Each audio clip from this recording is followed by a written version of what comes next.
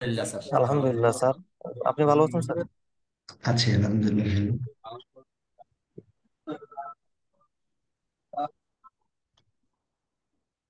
আচ্ছা, লাস্ট ক্লাসে আমি লাস্টে একটু তাড়াহুড়া করে শেষ করতে হয়েছিল। কারো কোনো জিজ্ঞাসা আছে কিনা, কোনো কিছু শেয়ারিং আছে কিনা? স্যার লাস্ট ক্লাসটা মিস করেছিলাম, মানে হালকা একটু রিভিউ করা যায় কিনা? অনেক সামারি। মিস করেছেন আপনি। অনেক মিস করেছেন, ক্লাস মিস করা না করলে ভালো। হ্যাঁ, এটা হ্যাঁ, অনিচ্ছাকৃত ভাবে হয়েছে আর কি। এখন যদি হালকা একটু সামারিটা যদি একটু রিভিউ করতেন। ক্লাস মিস না করা ভালো, কারণ ক্লাসের কি ভিডিও রেকর্ড হয় নাই? ভিডিও রেকর্ডটা হয়েছে মনে হয়, পাবেন ভিডিও রেকর্ডটা, আপনারা পাবেন ইয়ে থেকে, আইসিএমবি থেকে পাবেন। ঠিক আছে স্যার, ওইটা গ্রুপে দিয়ে দিলে তো স্যার আমরা যারা মিস করছি হ্যাঁ, দেখে নিতে পারবো। হ্যাঁ, হ্যাঁ, সেটা ভিডিও রেকর্ডে পাবেন, সমস্যা হবে না। মোটামুটি 89 জন জয়েন করেছে, সো আমরা শুরু করতে পারি।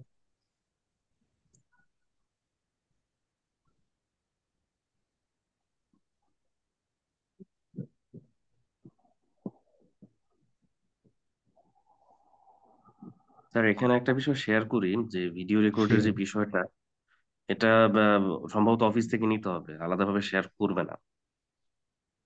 আচ্ছা, আচ্ছা, তাহলে একটু অফিসে যোগাযোগ করে নেবেন। এটা রেকর্ডিং কন্ট্রোল আমাকে দিয়েছে মনে হয়। এটা এটি প্রিমিয়াম ভার্সন, তো এটা আমার মনে হয় আইসিএমবি তারা নিজেরাই করছে, তারাই হোস্ট। আপনাদের মতো মনে হয় আমাকেও জাস্ট তারা এন্টার দেয়, অ্যাক্সেস দেয়।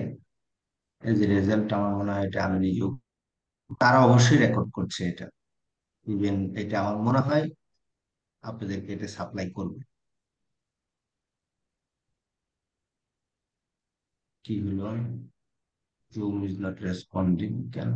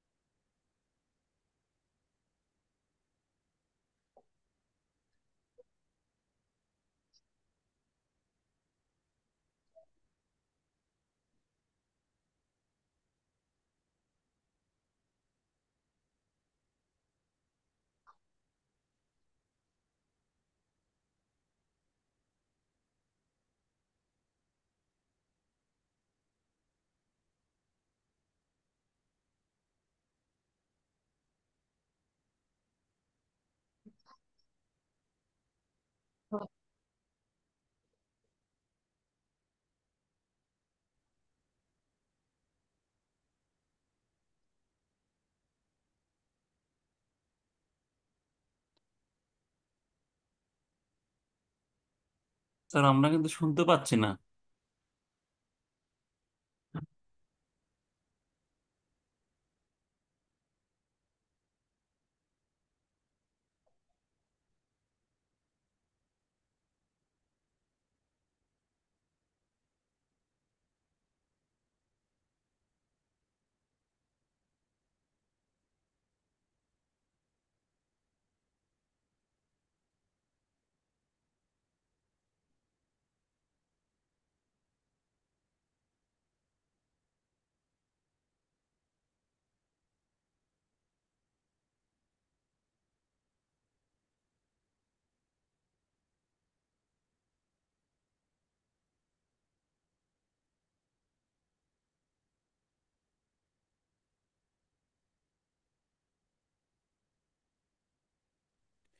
কিছু তো শুনতে পাচ্ছি না স্যার।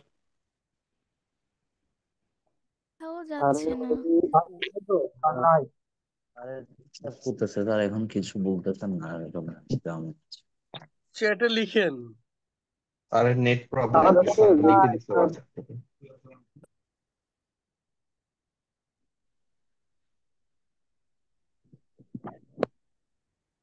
স্যারের কথা শোনা যাচ্ছে না। স্যারের জুম সফটওয়্যার মেবি অফ হয়ে গেছে।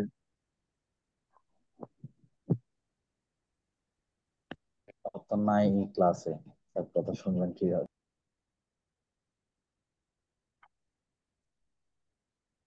স্যারই তো নাই। স্যার মেবি নেটওয়ার্ক ইস্যুতে ডিসকানেক্ট হয়ে গেছে। নেটওয়ার্ক না, ওনার সফটওয়্যারতে সমস্যা হয়েছে। ওই যে জুম সফটওয়্যার ওনার লোড নিচ্ছে না। ওটা ওই যে ক্লোজ করে দিয়েছে, এখন আবার নতুন করে জয়েন করতে হবে।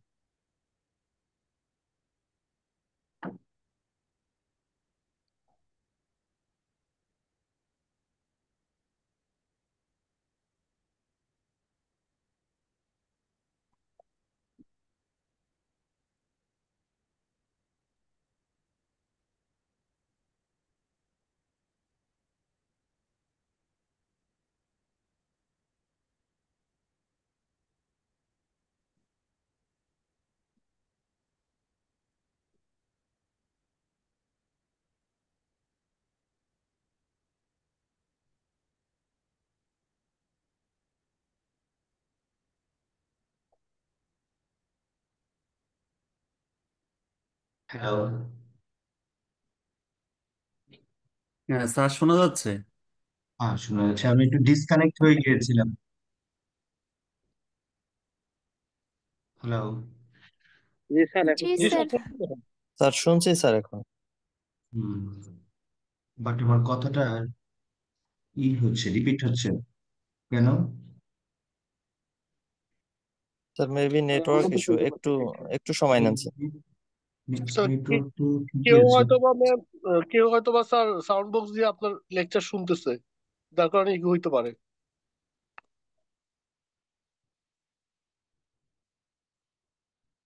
হ্যালো।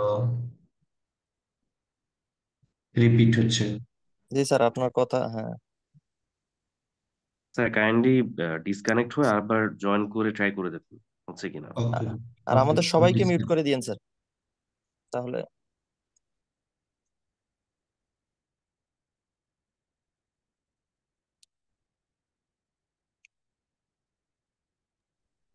হ্যালো, এখন ঠিক আছে? না স্যার, সেম স্যার সেম শোনা হয়েছে। যাচ্ছে। শোনা আমি যাচ্ছে কিন্তু পাচ্ছি বাট না। মানে রিপিট তো এর আগে হয় না। আমি পেয়েছি, এর আগে তো রিপিট হচ্ছে না। স্যার না রিপিট ঠিক হয় না, আছে ঠিক স্যার, আপনি আছে। কন্টিনিউ করেন।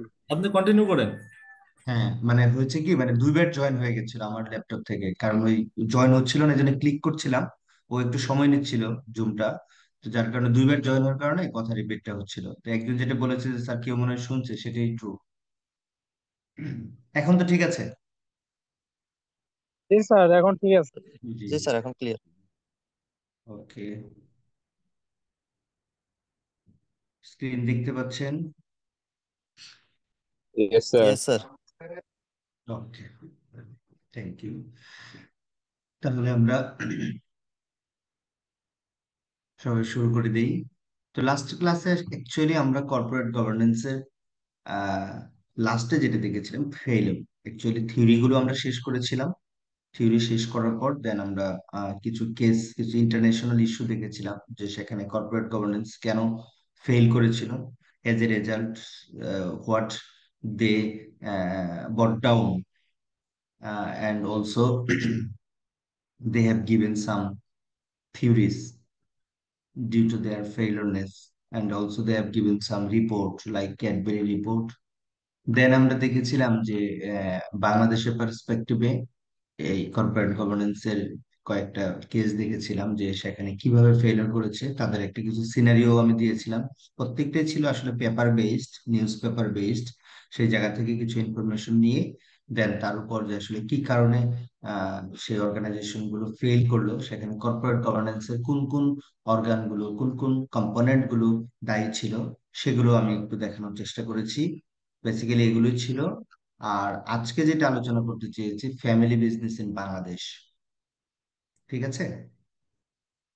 আর ওই গতকালের একটু শেয়ারিং একজন করতে গিয়ে তখন আমি ডিসকানেক্ট হয়ে গেলাম, তো একটু বলেন, শেষ করে নিই, দেন আমি স্টার্ট করি। এই জন্য বলতে চেয়েছিলেন।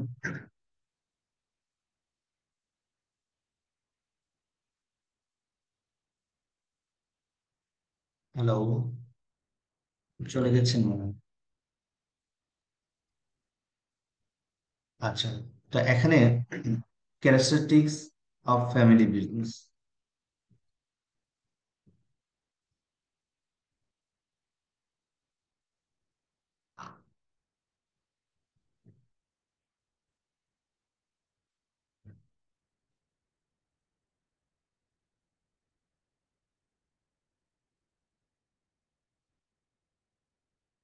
আচ্ছা, ফার্স্টলি যদি দেখি যে অ্যাকচুয়ালি ফ্যামিলি বিজনেস বলতে কি বুঝি, মোরলেস আমরা বুঝি, এরপর জাস্ট একটু দেখে আসবো। Family business is a business entity where decision making is influenced by multiple generation of a family. That is the key element, but key word of the definition of the family business, influenced by multiple generation of a family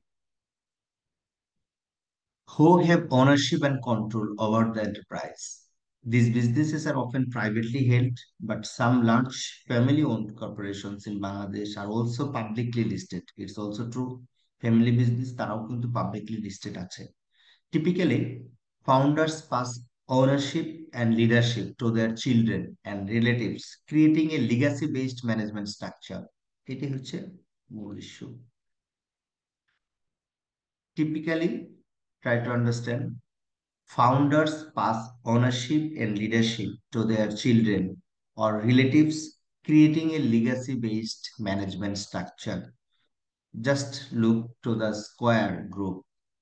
দেখেন, স্কয়ারের এত বড় group, তারা যে founder Samson H Chowdhury ছিলেন, তার পরবর্তীতে তাদের কিন্তু সেই লিগ্যাসি কিন্তু কিভাবে হয়েছে, তাদের চাইল্ড, তাদের পরবর্তী যে জেনারেশন, চাইল্ডের পর যে জেনারেশন চাইল্ড, তাদের মাধ্যমেই কিন্তু অনারশিপ আর লিডারশিপটা এখনো আছে। ঠিক আছে। সেখানে ম্যানেজমেন্ট স্ট্রাকচারটাও লিগ্যালি বেসড হয়েছে। তো ফ্যামিলি বিজনেসের এটা একটা এক্সাম্পল। ফ্যামিলি বিজনেসের যে ক্যারেক্টারিস্টিক্স গুলো থাকে সেখানে আমরা এই ডেফিনেশনের মাধ্যমে আমরা এখানে পেয়ে যাব। ফার্স্ট অফ অল হচ্ছে family ownership and management. That means founder or family members hold the majority of shares. তারা মেজরিটি শেয়ার হোল্ড করে। Management is usually led by family members rather than external professionals. For example, Bosundara Group, Prana Rafael Group, Akij Group, all are family control business. Second one, long-term vision versus short-term profit. Unlike publicly traded companies driven by quarterly earnings, family businesses often focus on long-term growth and stability. For example, Square Group has expanded its business from pharmaceutical to FMCG, fast-moving consumer goods and textiles over decades. Strong personal and cultural values. Family business in Bangladesh emphasize trust, loyalty, and traditional values in decision making. Hierarchical leadership is common, where senior family members have final decision making authority. It's very true. Challenging in succession planning, এটা একটা family বিজনেসের গুরুত্বপূর্ণ feature, সেটা হচ্ছে challenges in succession planning. One of the biggest challenges for family business in Bangladesh is succession planning. Founder-centric leadership often leads to family conflict regarding who will take the over. It is the crisis issue. Actually, founder-centric leadership. Actually, তো লিডারশিপটা যারা founder তাদের থেকেই হয়। এটা যখন পরবর্তীতে সাকসেশনের দিকে যায়, তখন কিন্তু ফ্যামিলি কনফ্লিক্ট গুলো অ্যারাইজ হয়, যে কে নেবে, কোন ছেলে নেবে, বড় ছেলে নেবে, মেজর ছেলে নেবে না ছোট ছেলে নেবে, regarding who will take over. Rahim Afroz group faced internal restructuring due to leadership transition. Rahim Afroz এটা ফেস করেছিল। Then limited professionalization. Many family businesses rely on family members rather than external professionals for management role. This can sometimes lead to inefficiencies and lack of modern corporate governance. এখন যদি আপনি প্রফেশনালদের উপর dependent না হয়ে only family মেম্বারদের উপর dependent হন, সেটা যেখান থেকে যেভাবে আসুক না কেন, তো সেই জায়গাগুলো তো আমার কর্পোরেট গভর্নেন্সের অভাবেই সেই জায়গাগুলোতে থেকে যাবে। এখানে বলছে however some businesses Beximco group have adopted professional management structure. বেক্সিমকোর কিছু কিছু জায়গায় প্রফেশনালদেরকে ইউজ করেছে, শুধু ফ্যামিলি মেম্বারদেরকে সেই জায়গাটাতে প্রায়োরিটি দেয়। 6 নম্বর, diversification and expansion. Many family own firms have expanded across multiple industry. এই ফিচারটা আছে বাংলাদেশে এন্টারপ্রেনারদের মধ্যে, এই ফিচারটা আছে যে তারা মাল্টিপল ইন্ডাস্ট্রিতে চলে যায়, তারা বিজনেসকে এক্সপান্ড করে, তাদের বিজনেস গ্রোথ হলে তারা বিজনেসকে এক্সপান্ড করে। সরি, একটু আমার একটা কল আসছে।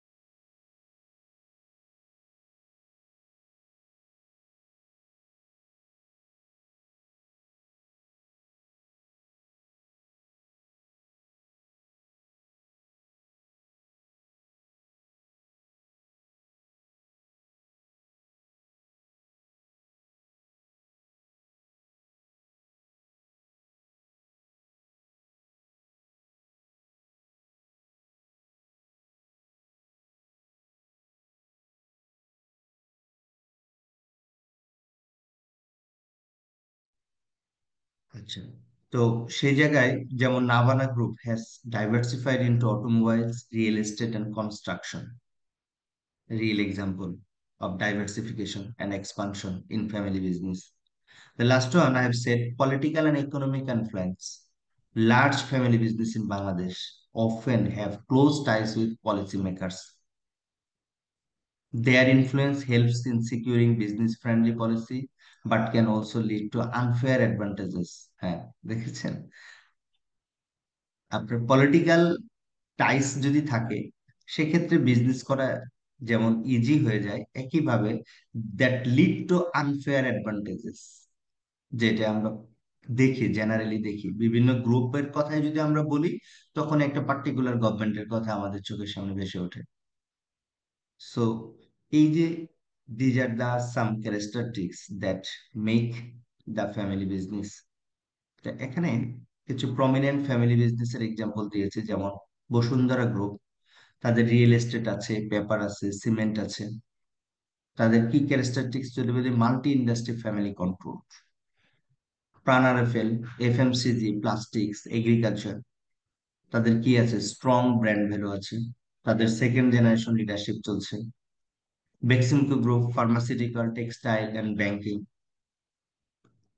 এদের আবার পাবলিক লিস্টেড আছে, যেমন হচ্ছে আহ আপনার টেক্সট ব্যাংকিং যেটা, সেটা publicly listed but family lead, কিন্তু সেগুলো ফ্যামিলি লিড আছে। Akij group, tobacco, FMCG, ceramics, largest diversified family business Akij গ্রুপের। Square group, pharmaceutical, consumer goods, professionalized management and public company, তারা প্রফেশনাল ম্যানেজমেন্টকে ইউজ করে কিন্তু তাদের ওখানে পাবলিক কোম্পানি আছে, যেমন স্কয়ার ফার্মা লিস্টেড কোম্পানি। আচ্ছা, এবার আমরা দেখবো না এগুলা। এখন আমরা যেটাতে যাবো যে corporate governance in family business. Actually corporate গভর্নেন্সের কনসেপ্ট তো সেম থাকবে, সেটা যেন ফ্যামিলি বিজনেসে যেন আমাদের ইমপ্লিমেন্ট হয়। Corporate governance in family business refers to the structure, policy, and process that regulate how a family-owned company is directed and controlled. Unlike publicly traded company, family business involves both family dynamics and business management, which can create unique governance and challenges. আমাদের এমনি এমনি general corporation আমরা যেটা দেখে আসছি, বা আমরা আমরা পাবলিক লিমিটেড কোম্পানি যেটা আমরা দেখে আসছি, তার সাথে ফ্যামিলি বিজনেসের এখানে ফ্যামিলির ইন্টারাকশন, সরি, এখানে ফ্যামিলির ইনফ্লুয়েন্স বা ফ্যামিলি সাকসেশন, ফ্যামিলি লিডারশিপ, এই জিনিসটা একটু বেশি থাকে। তো কর্পোরেট গভর্নেন্স এই জায়গাটাতে আমাদের কিভাবে হেল্প করতে পারে এই বিজনেসের সাস্টেনেবিলিটি নিয়ে, এই বিজনেসের লং টার্ম গ্রোথ নিয়ে। Effective corporate governance ensures the ownership, leadership and succession planning. হ্যাঁ, এই জায়গাটাতে সাকসেশন প্ল্যানিং এ যে কনফ্লিক্ট ক্রিয়েট হয়, লিডারশিপে যে কনফ্লিক্ট ক্রিয়েট হয়, অনারশিপে যে কনফ্লিক্ট ক্রিয়েট হয়, সেটা কর্পোরেট গভর্নেন্স এমন ভাবে যেন তৈরি হয় যেন এই কনফ্লিক্ট গুলো যেন না হয়, that are properly managed while balancing the interest of family members. এর আগে আমরা দেখেছিলাম all stakeholders, but there was no family members, এখানে family members, employees, external stake holders.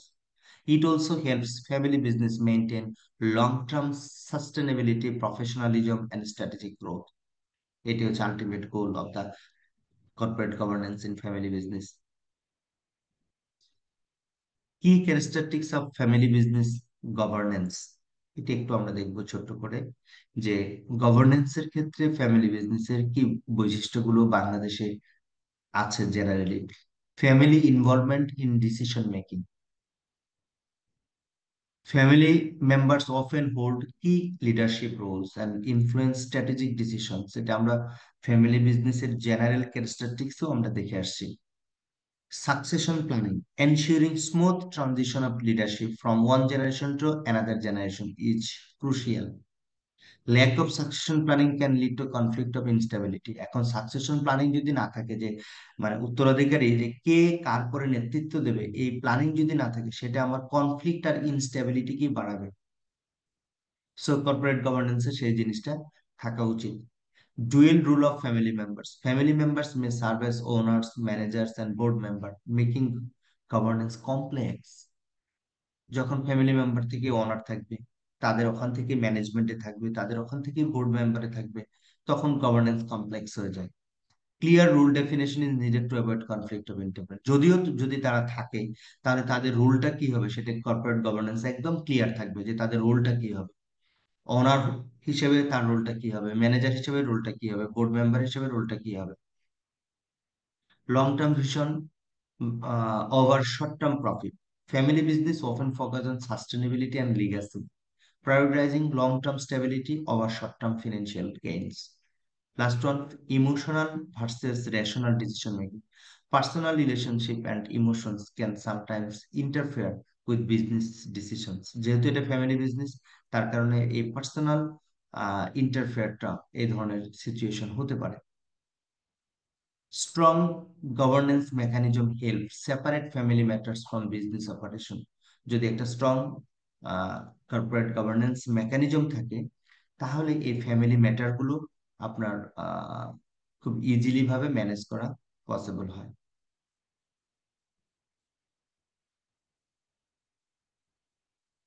আচ্ছা, corporate governance in family business to ensure fairness, professionalism and efficiency. Family business establish corporate governance, তাদের corporate গভর্নেন্সটা কেমন হওয়া উচিত। First of all, family constitution. যেহেতু family business, so family interfere বা family involvement বা family succession এটা তো থাকবেই। তো সেই জায়গাটাতে ফ্যামিলি কনস্টিটিউশন, এই ফর্মাল ডকুমেন্ট আউটলাইন, একটা ফর্মাল ডকুমেন্ট করা, যে জায়গায় থাকবে অনারশিপ স্ট্রাকচার থাকবে, ফ্যামিলি রোল থাকবে, কার কি রোল, কার কি রেসপন্সিবিলিটি, ডিসিশন মেকিং প্রসেস থাকবে, ইভেন সাকসেশন প্ল্যানিং থাকবে। ক্লিয়ারলি যদি কর্পোরেট গভর্নেন্সে এই চারটে জিনিস যদি থাকে, তাহলে আর কনফ্লিক্টটা হবে না, কনফ্লিক্ট ইন ফ্যামিলি সেটা হবে না। আমি আবারও বলছি, ownership structure, who own the share and how they are transfer, কে শেয়ার ওন করবে, কারা কার কাছে কিভাবে ট্রান্সফার করবে, ক্লিয়ারলি কর্পোরেট গভর্নেন্সে থাকবে। And family roles and responsibility in the business, ফ্যামিলির কোন মেম্বার কোন পার্ট দেখাশোনা করবে, খুব ক্লিয়ারলি এগুলো ডেসক্রাইব থাকবে কর্পোরেট গভর্নেন্সে। ডিসিশন মেকিং প্রসেসটাও থাকবে, যে কে ডিসিশন দিতে পারবে, সে কে কোন পর্যন্ত ডিসিশনটা দিতে পারবে, কার কতটুকু মানে অথরিটি আছে সেই জিনিসটা। দেন সাকসেশন প্ল্যানিং, কে কার পরে এই লিডারশিপে আসবে, এই জিনিসগুলো কর্পোরেট গভর্নেন্সে যদি থাকে, তাহলে আর কনফ্লিক্টে ক্রিয়েট হবে না। Then family council, a governing body that represents the family interest and the value, ensure open communication between family members and the business, helps resolve conflict and align family goals with business strategy. Family council that means আমাদের family বিজনেসে তো actually একটা governing body থাকবে, যেটার most of them তার family মেম্বারই হবে। তো এই governing body that represent the family interest and the value, তো সেই জায়গাগুলো কর্পোরেট গভর্নেন্স একদম ক্লিয়ারলি স্টেটেড থাকবে। Board of director, family business often include independent board member to provide unbiased oversight. হ্যাঁ, এখন দেখা গেল যে ফ্যামিলি তো আস্তে আস্তে এক্সপান্ড হয়। যেমন স্যামসাং এর চৌধুরী যখন স্কয়ার শুরু করে, এখন তার থার্ড জেনারেশন স্কয়ার গ্রুপকে লিড দিচ্ছে। তো এখন তাদের মাঝে যে যখন ইন্ডিপেন্ডেন্ট ডাইরেক্টর নিয়োগ দেওয়ার তারা প্রয়োজন মানে বোধ করছে, এই কারণে যে তারাও তো ডেসপার্সলি বিজনেসকে লিড দিচ্ছে, এক একজন এক একটা বিজনেসকে লিড দিচ্ছে। তো ইন্ডিপেন্ডেন্ট ডাইরেক্টরের প্রতি তারা সবাই ফেথ নিয়ে এসছে, যে সে যদি লুক আফটার করে, সে যদি ওভারসাইট করে আনবায়াসলি, তাহলে আমাদের সবার জন্য ভালো। দেন হেল্পস ইন, তো এই কারণে তারা ফিল করেছে যে বোর্ড অফ ডাইরেক্টরে ইন্ডিপেন্ডেন্ট বোর্ড মেম্বার থাকা উচিত। Helps in strategic decision making, মানে এক কথায় যে মানে এখানে একটা অবিশ্বাসের একটা প্রশ্ন আছে যে ফ্যামিলির এক পার্সন একটা সেগমেন্ট দেখছে, আরেকজন আরেকটা সেগমেন্ট দেখছে, অ্যাকচুয়ালি একজন আরেকজনের উপর ফেথ রাখতে পারছে না। ওই জায়গা থেকে ইন্ডিপেন্ডেন্ট বোর্ড মেম্বারের প্রয়োজনীয়তাটা চলে আসছে। Helps in strategic decision making, risk management and financial control, ownership and shareholding agreement, এটা একটা গুরুত্বপূর্ণ corporate governance. Family business in corporate governance এটা থাকা উচিত যে কিভাবে তারা ওনারশিপ গুলো পাবে, ওনারশিপ ট্রান্সফার পলিসি গুলো, এগুলো এগুলো থাকা উচিত, যেটা আমরা কমন ক্যারেক্টারিস্টিক্স যখন দেখেছি তখন দেখে আসছি। তো চ্যালেঞ্জ গুলো একটু দেখবো, challenge in family business and corporate governance, lack of formal governance structure.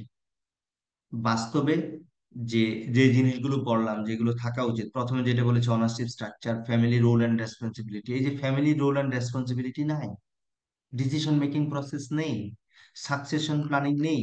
তো এগুলোই চ্যালেঞ্জ, আলটিমেটলি এগুলোই challenge. Lack of formal governance structure, কোনো গভর্নেন্স স্ট্রাকচার নাই যেটা ডেসক্রাইব করবে কোন ফ্যামিলি মেম্বারের রোল কি, কোন ফ্যামিলি মেম্বার কি মানে শেয়ার কিভাবে ট্রান্সফার করতে পারবে, ইভেন একটা ফ্যামিলি মেম্বারের মৃত্যুতে বা তার রিটায়ার্ডে ফ্যামিলি সাকসেশন প্ল্যানিং কি থাকবে, এগুলো নাই।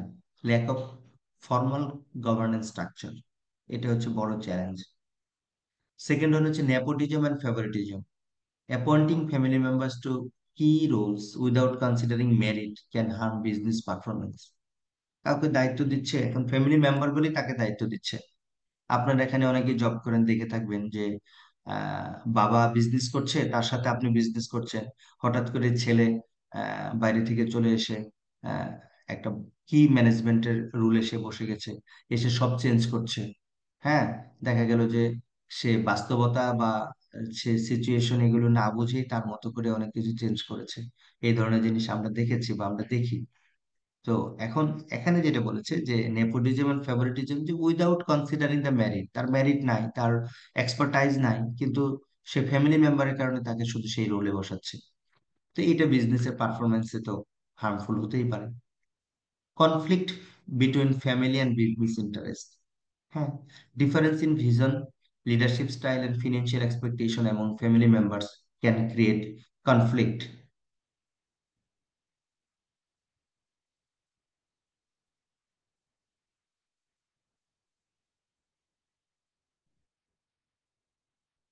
আহ, দিয়ে দিব আমি আজকে, ফার্স্ট চ্যাপ্টারের শিটটা আজকে আমি আপনাদের সাথে শেয়ার করব, সমস্যা নেই। Okay, thank you sir. Okay, thank you sir. Succession planning issue, এটাও ক্লিয়ারলি থাকে না যে আসলে বাবার পরে ছেলে, কোন ছেলে আসবে, বড় ছেলে, মেজো ছেলে না ছোট ছেলে, তাদের পরে যে নাতি নাতনিরা আছে তারা কিভাবে আসবে, এই ইস্যুগুলো থাকে না। যখনই থাকবে না তখনই একটা কনফ্লিক্ট ক্রিয়েট হয়ে যায়। তো এইগুলো চ্যালেঞ্জ, ঠিক আছে। এখন যদি আমরা বেস্ট প্র্যাকটিসের কথা বলি কর্পোরেট গভর্নেন্সে, দেখেন ফার্স্ট অফ অল আমরা দেখেছি ফ্যামিলি বিজনেসে কর্পোরেট গভর্নেন্সের কমন ক্যারেক্টারিস্টিক্স, তারপরে আমরা চ্যালেঞ্জ গুলো দেখে আসলাম। তাহলে বেস্ট প্র্যাকটিস আমরা নিজেরাই তৈরি করতে পারবো। বেস্ট প্র্যাকটিসের হচ্ছে কি, separate family and business role. আমরা যদি কর্পোরেট গভর্নেন্সে clearly management role, ownership role, এগুলো যদি ক্লিয়ারলি স্টেট করতে পারি, তাহলে আমাদের কিন্তু আহ, কোনো প্রকার কনফ্লিক্ট ক্রিয়েট হবে না। Avoid giving leadership role solely based on family ties, শুধুমাত্র ফ্যামিলির উপর লিডারশিপ রোলটাকে না দেওয়া, এটা অ্যাভয়েড করা। Establish a formal governance framework, একটা ফর্মাল একটা কর্পোরেট গভর্নেন্স ফ্রেমওয়ার্ক এস্টাবলিশ করতে হবে, যেখানে ফ্যামিলি কনস্টিটিউশন থাকবে, শেয়ার হোল্ডার এগ্রিমেন্ট থাকবে, বোর্ড গভর্নেন্স রুলস গুলো থাকবে। তাহলে সেটা best practice of good governance আমরা বলতে পারবো ইন ফ্যামিলি বিজনেস। তারপর হচ্ছে যে সবসময় ফ্যামিলি মেম্বারকে প্রায়োরিটি না দেওয়া, অযোগ্য হওয়া সত্ত্বেও কোয়ালিফাইড প্রফেশনালদেরকে সেখানে ইনভলভ করা। তারপর হচ্ছে ক্লিয়ার সাকসেশন প্ল্যানিং, এটা খুবই গুরুত্বপূর্ণ, কার পর কে নেতৃত্বে আসবে এটা ফ্যামিলির একটা রেজুলেশন থাকা উচিত। Then ensure transparency and communication, hold regular family meetings. Family meeting মানে ফ্যামিলি মেম্বারদের মধ্যে যেন মিসআন্ডারস্ট্যান্ডিং যেন না ক্রিয়েট হয়, এই কারণে তাদের মাঝে একটা গুড কমিউনিকেশন থাকা উচিত।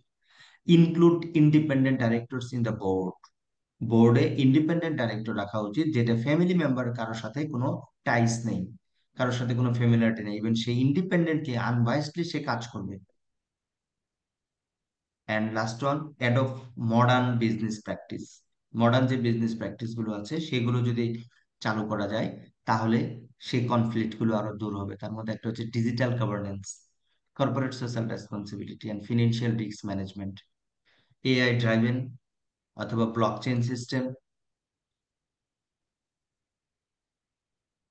সো সেই জিনিসগুলো আহ আপনার যদি ইমপ্লিমেন্ট করা যায়, দেন আমার আমরা সেগুলোকে বলতে পারি যে গুড কর্পোরেট গভর্নেন্স। মানে আমরা চ্যালেঞ্জটাকে যখন সলিউশনে যাব, সেটাই কিন্তু গুড কর্পোরেট গভর্নেন্স। সবকিছু যে মেমোরাইজ করতে হবে এরকম না, আমরা চ্যালেঞ্জ যদি বুঝতে পারি, সেই চ্যালেঞ্জটা যদি আমরা সলিউশন দিতে পারি, সেটাই কি বেস্ট প্র্যাকটিস। ওই চ্যালেঞ্জটাকে জাস্ট এখানে সলিউশন আকারে দেওয়া আছে। আচ্ছা, এই পর্যন্ত কারো কোনো প্রশ্ন বা কোনো শেয়ারিং আছে কিনা বলেন। না স্যার, ঠিক আছে। তাহলে আমি ফরওয়ার্ড হচ্ছি, শিওর প্লিজ। আন্টি কেউ কিছু বলবেন? গোবিন্দ পড়াশোনা দেখেন। দেবনাথ ভাই, প্লিজ মিউট করেন আপনি। ভাই একটু মিউট করুন ভাই। আচ্ছা, ঠিক আছে, তাহলে আমি সামনে যাচ্ছি যে why do family business fail. আসলে যে চ্যালেঞ্জ গুলো ছিল, সেই চ্যালেঞ্জ গুলো ওভারকাম না করতে পারলেই আমার ফ্যামিলি বিজনেস ফেল করবে। It's true. যেমন দেখেন, ল্যাক অফ সাকসেশন প্ল্যানিং, এটা হচ্ছে সবচেয়ে বড় চ্যালেঞ্জ। ঠিক আছে, কে কার পর লিডার মানে লিড দেবে, নেতৃত্ব দেবে, এটা যদি ক্লিয়ারলি ফ্যামিলিতে যদি রেজুলেশন না থাকে, তাহলে সেই জায়গাটাতেই ফেল করছে বিজনেস। আপনারা দেখে থাকবেন যে ভাই ভাইদের মধ্যে বা পরবর্তী যে থার্ড জেনারেশন আছে, কে নেতৃত্ব দেবে, ইভেন নেতৃত্বের কারণে সেই বিজনেসটা আবার সেপারেট হয়ে যায়। যে দুই ভাই আছে, যে দুই ভাইয়ের মধ্যে একজনকে লিড দিতে হবে, এখন আরেকজনকে দিবে না, তখন আরেকজন তার বাবার সূত্র ধরে ওই বিজনেসকে আবার সে ডিভাইডেড করে ফেলতেছে। তো এগুলো হচ্ছে ল্যাক অফ সাকসেশন প্ল্যানিং থেকে এটা হতে পারে। এখানে জাস্ট ইস্যু ইম্প্যাক্ট আর এক্সাম্পল দিয়েছি। যেমন many family business do not have clear succession planning, as a result leading to leadership uncertainty when the founder retires or passes away. Founder যখন মারা যাবে বা রিটায়ার করবে, বলা নাই কে লিড দেবে, তখন একটা আনসার্টেনিটি ক্রিয়েট হয়, এটার কারণে ফেল করতে পারে। এর ইম্প্যাক্ট কি, without a well defined transition businesses May suffer from internal conflict, internal conflict suffer করে, মিসম্যানেজমেন্ট সাফার করে, অ্যান্ড ল্যাক অফ ডিরেকশন। অনেক সময় ম্যানেজমেন্টের যারা লোক আছে তারা দ্বিধায় পড়ে যায় যে আমরা আসলে কি করব, সামনে সামনে কিভাবে আগাবো, কার ডিসিশন নেব। Example, many large family business collapse when heirs lack of experience or skill to run the company effectively. Family conflict and power struggle, এটা একটা ভেরি কমন। ফ্যামিলি মেম্বারদের মধ্যে কনফ্লিক্ট আর তাদের পাওয়ার স্ট্রাগলিং করা, এটাও ফ্যামিলি বিজনেসকে ফেল করে। Disagreement এবং family members over ownership, decision making and profit distribution can create division. এটা আরেকটা ইম্পর্টেন্ট জিনিস, যে প্রফিট ডিস্ট্রিবিউশন নিয়ে তাদের মধ্যে কি একটা কনফ্লিক্ট ক্রিয়েট হয়ে যায়, যেগুলো ডিভিশন তৈরি করে ফেলে। এগুলো family conflict. Conflict between generation, favoritism and power struggle can disrupt business operation. এগুলো বিজনেসকে ডিসরাপ্ট করে দেয়। Example, many family feuds, for example Reliance industry in India have lead to business breaks up and value loss. বাংলাদেশেও আছে, আপনারা যারা job করেন তারা এগুলো খুব ভালো করে জানেন। Nepotism and lack of professionalism, এটা আমরা তো দেখে আসছি। নেপোটিজম এন্ড ল্যাক অফ, কারণ ফ্যামিলি বিজনেসে নেপোটিজম আর প্রফেশনালিজমকে তারা ইন্ট্রোডিউস করতে চায় না। যখন খুব বিপদে পড়ে তখন প্রফেশনালদেরকে তারা ইনক্লুড করে। Resistance to change and innovation, older generation may resist adoption new technology. হ্যাঁ, এটা আরেকটা চ্যালেঞ্জ, বড় চ্যালেঞ্জ। দেখবেন যারা পুরাতন, যারা আগের, তারা নতুন টেকনোলজি অ্যাডপ্ট করতে চায় না, তারা মডার্ন ম্যানেজমেন্ট প্র্যাকটিস অ্যাডপ্ট করতে চায় না। ইন্ডাস্ট্রি যে ট্রেন্ডিং হচ্ছে, ইন্ডাস্ট্রি যে চেঞ্জ হচ্ছে প্রতিনিয়ত, তারা সেগুলোর সাথে যেতে চায় না। এই কারণে কিন্তু অনেক বিজনেস আপনার মানে হয়ে গেছে, ডিসকন্টিনিউড হয়ে গেছে, নাই হয়ে গেছে অনেক বিজনেস। তারা নতুন কোনো টেকনোলজিতে যায়নি, তারপর ইন্ডাস্ট্রি ট্রেন্ডে যায়নি, তারা মডার্ন ম্যানেজমেন্ট প্র্যাকটিস করেনি। আপনারা এখানে যারা জব করেন, ইভেন তারা এগুলো দেখেছেন। আমি আর এগুলোতে বেশি কথা বাড়াতে চাই না। বাংলাদেশে এটাও হয়েছে, অনেক হয়েছে। This can make the business less competitive, leading to declining revenue and customer loss. হ্যাঁ, তাই তাই হবে, লেস কম্পিটিটিভ হয়ে যাবে, আপনার রেভিনিউ ডিক্লাইন করবে, কাস্টমার লস হবে। Traditional retail business did not adapt to e-commerce, lost market share to digital competitors. Poor governance and lack of structure, family বিজনেসে তো গভর্নেন্সটা পুরই থাকে, এখানে ক্লিয়ারলি কিছু থাকে না, গভর্নেন্স পলিসি থাকে না। যে যার যার মতো ডিসিশন নিচ্ছে, যে যার যার মতো ফেভারিট পার্সনকে চাকরি দিচ্ছে। ঠিক আছে, দেখা গেলো এলাকায় গেছে, এলাকায় যাওয়ার পরে কিছু লোকজন ধরেছে যে কিছু চাকরি বাকরি দাও, তাদেরকে ধরে চাকরি দিয়েছে, কারণ সে সামনে এমপি ইলেকশন করবে তাই। তো এইভাবে পুর গভর্নেন্স এক্সিস্ট করে, এগুলো হচ্ছে বড় চ্যালেঞ্জ। দেন লাস্ট ওয়ান হচ্ছে over Reliance on one leader, that is founder syndrome. একজন লিডারের উপর সবচেয়ে বেশি রিলাই করে, সে যা বলবে। অনেক সময় থাকে না, মুরব্বী, সিনিয়র সিনিয়র সিটিজেন যা বলবে তাই।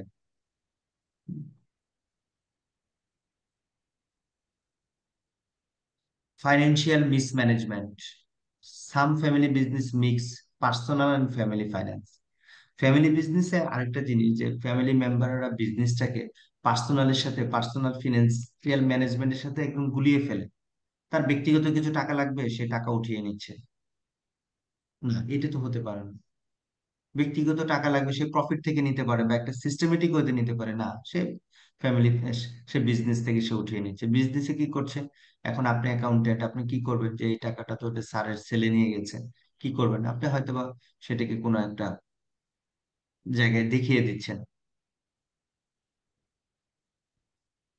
তো এইভাবে টাকা নিতে নিতে কি হবে, এক্সেসিভ ডেট হয়ে যাবে, পুর ইনভেস্টমেন্ট ডিসিশন হয়ে যাবে, lack of financial planning can result in failure, ultimately আপনাকে ফেল করবে। Many businesses collapse due to cash flow mismanagement and failure to reinvest profit wisely. Failure to attract and retain talent.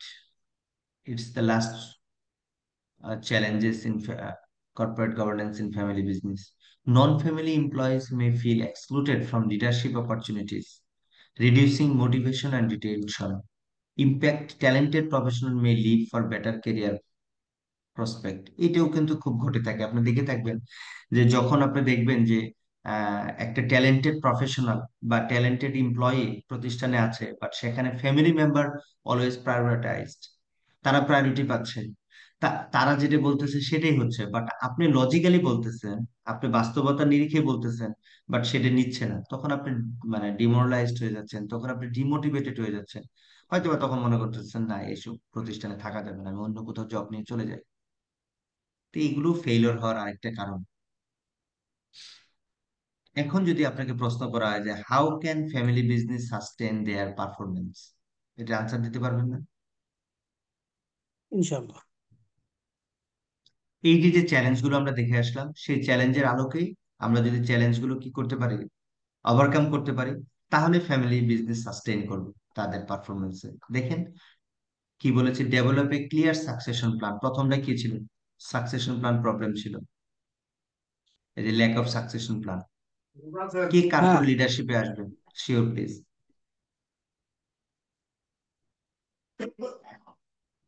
বলেন, কিছু বলতে চাচ্ছিলেন মনে হয়। আসলে আনমিউট হয়ে সাউন্ড চলে এসছে। আচ্ছা, তো প্রথমটা যেটা ছিল যে ফ্যামিলি বিজনেস ফেইলিওর হওয়ার হওয়ার কারণ lack of succession planning.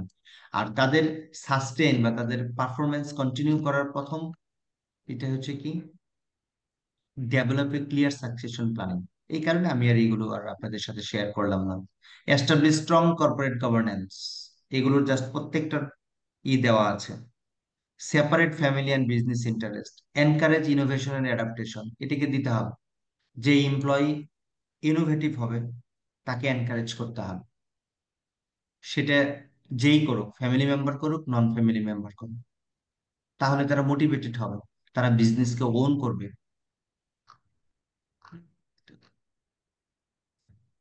Future Trends and recommendation for family business in Bangladesh. Future trend and recommendation, আমাদের যে রিকমেন্ডেশন থাকবে যে প্রফেশনাল ম্যানেজমেন্টকে হায়ার করতে হবে। শুধু ফ্যামিলি হায়ার কি দিয়ে চলবে না, শুধু ফ্যামিলি সাকসেশন দিয়ে আমাদের বিজনেস চলবে না, আমাদের প্রফেশনাল ম্যানেজমেন্টকে হায়ার করতে হবে। কর্পোরেট গভর্নেন্স ফ্রেমওয়ার্ক দাঁড় করাতে হবে, এটি আমাদের রিকমেন্ডেশন। সাকসেশন প্ল্যানিং ক্লিয়ারলি থাকতে হবে, কে কার পর, এটা একদম লিগ্যালি থাকতে হবে, কে কার পর লিডারশিপ দেবে। ইনোভেশন অ্যান্ড ডিজিটালাইজেশন ট্রান্সফরমেশন নিয়ে আসতে হবে। নতুন যে information age, technology based age, সেই ট্রান্সফরমেশন বিজনেসে নিয়ে আসতে হবে। ডাইভার্সিফিকেশন অ্যান্ড গ্লোবাল এক্সপানশনে যেতে হবে, বিজনেসে ডাইভার্সিফাই করতে হবে, শুধু ফ্যামিলি মেম্বারের উপর বিজনেস ডিপেন্ড করা চলবে না। এথিক্যাল বিজনেস প্র্যাকটিস, সেটা তো রাখতেই হবে।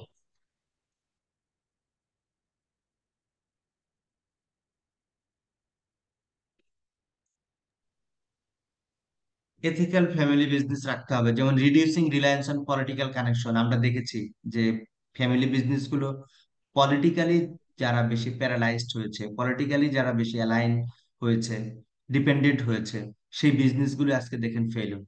আজকে দেখেন Beximco group, Salman F Rahman politically সে যুক্ত ছিল বলে আজকে বেক্সিমকো গ্রুপ টোটাল বিজনেস খুব বাজে অবস্থা আছে। এস আলম গ্রুপ একই অবস্থা আছে।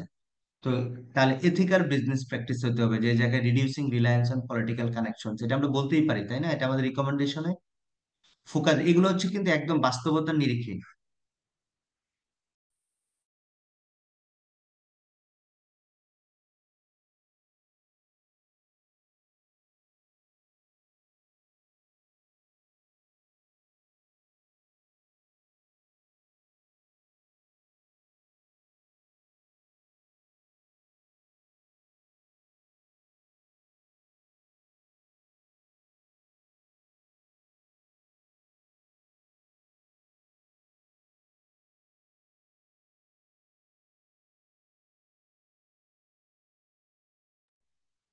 সো আমাদের এই রিকমেন্ডেশন গুলো থাকবে যাতে করে ফ্যামিলি বিজনেসের সাস্টেনেবিলিটি আসে।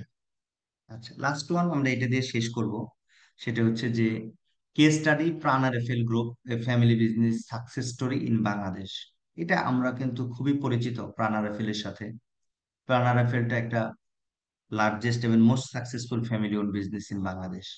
তারা তাদের কি আছে, food and beverage, plastic, agriculture, home appliance, কি নাই। ইভেন আরো জেনে হবেন, খুশি হবেন যে তাদের 145টা কান্ট্রিতে তারা এক্সপোর্ট করে থাকে। ঠিক আছে, কিন্তু তারপরেও তাদের চ্যালেঞ্জ আছে। সবকিছু মিলেই এট এ গ্লান্স, প্রাণা রাফেলের যে major general retired Amjad Khan, উনি মূলত এটার ফাউন্ডার, চৌধুরী। 1981-এ এটা হয়, প্রাণটা হয়, বাট আরএফএলটা হয় 1980-তে। তাদের ইন্ডাস্ট্রি হচ্ছে এফএমসিজি, এগ্রিকালচার, প্লাস্টিক। তারপর বিজনেস মডেল হচ্ছে family own conglomerate. Global reach আছে 145+ কান্ট্রিজ। অরিজিন আমরা মোটামুটি সবাই জানি যে তারা রংপুর ফাউন্ডরি লিমিটেড, আরএফএল, সেই জায়গা থেকেই তাদের অরিজিনটা। দেন আস্তে আস্তে 1981-এ প্রাণ, যেটাকে বলছে programme for rural advancement nationally, PRAN, PRAN, programme for rural advancement nationally, এই প্রাণের ফুল মিনিং। ঠিক আছে, প্রাণ বলতে কিন্তু আমাদের লাইফকে মিন করে নি এখানে। ওরা যেটা বুঝিয়েছে যে PRAN, programme for rural advancement nationally, মানে গ্রামকে আপনি ন্যাশনালি কিভাবে অ্যাডভান্স করা যায় তার জন্য যে প্রোগ্রাম, সেটা হচ্ছে Pran. Okay. Over the years both companies merge with Pran RFL. হ্যাঁ, তার পরবর্তীতে যখন 80-তে তারা আরএফএল, রংপুর ফাউন্ডরি লিমিটেড করেছিল, পরবর্তীতে যখন তারা একটা প্রোগ্রাম করে, এটা যখন মার্চ করে, তখন তারাকে ডাইরেক্ট বলে প্রাণ আরএফএল গ্রুপ। এই কারণে আমরা বলি প্রাণ আরএফএল। কারেন্ট স্ট্যাটাস বলি যদি, 2024-এ largest exporter of consumer product বাংলাদেশে। তার annual revenue over $1 billion, more than 1 lakh employees, manufacture 10,000+ product across multiple industry. অনেক প্রোডাক্ট, হিউজ। তাদের কর্পোরেট গভর্নেন্সে কি আছে? প্রথমে হচ্ছে যে তাদের ফ্যামিলি বিজনেস হওয়ার কারণে family ownership and leadership. The company still majority own by the Chowdhury family, যে ফাউন্ডার ছিলেন। Second generation leadership has taken over key management roles. Unlike some traditional family business, Prana Rafael has a structured management system with professional executives. অন্যান্য family বিজনেসের মতো না, প্রাণ Rafael কি করেছে, তারা স্ট্রাকচার্ড ম্যানেজমেন্ট সিস্টেম দাঁড় করিয়েছে, যেখানে প্রফেশনাল এক্সিকিউটিভসদেরকে নিয়ে। Board structure and decision making, Pran RFL has a mixed governance model, যেখানে family member hold top leadership role, professional managers আছে। Business model and expansion strategy, vertical integration তারা করে, owns entire supply chain from agriculture to food processing and distribution. Diversification expanded into plastic, electronics, home appliance and furniture. Diversification নিয়ে আপনারা অনেক অনেক সাবজেক্টে অনেক ধরনের পড়ালেখা করবেন। Export driven model, 70+ factory ensure a global supply chain presence. Ethical practice and social responsibility ক্ষেত্রে যদি বলি, invest in farmer welfare program by sourcing raw materials directly from 1 lakh farmer. তারা দেখে থাকবেন যে মার্কেটিং করে থাকে যে কৃষকদের কাছ থেকে সরাসরি সংগ্রহ করছে, সেটা আম বলেন বা চাল বলেন। ঠিক আছে, তো committed to food safety and sustainable production, run CSR programme in education, healthcare and rural development. তাদের কিছু সিএসআর প্র্যাকটিস আছে যেটাকে আমরা ইথিক্যাল অ্যান্ড সোশ্যাল রেসপন্সিবিলিটির মধ্যে ফেলতে পারি। আচ্ছা, তো প্রাণ রাফেলের চ্যালেঞ্জ গুলো যদি আমরা বলি, তাহলে যেহেতু আমরা প্রথমে বললাম যে এটা মোস্টলি লিড দিচ্ছে বা অপারেটেড হচ্ছে, মানে মোস্ট অফ, মানে চৌধুরী ফ্যামিলির মোস্ট অফ দ্য মেম্বার, মানে এর টোটাল ওনারশিপটা হচ্ছে চৌধুরী ফ্যামিলিরই, most of the share. As a family-owned business, transition leadership has been a challenge. While second generation members are involved, there is a need for clear succession planning. Competition and market challenge. Faces competition from multinational brands. তারা তো বাংলাদেশে যেগুলো multinational brand আছে তাদের সাথে তারা কি করছে, কম্পিট করছে, যেমন Unilever, Nestle.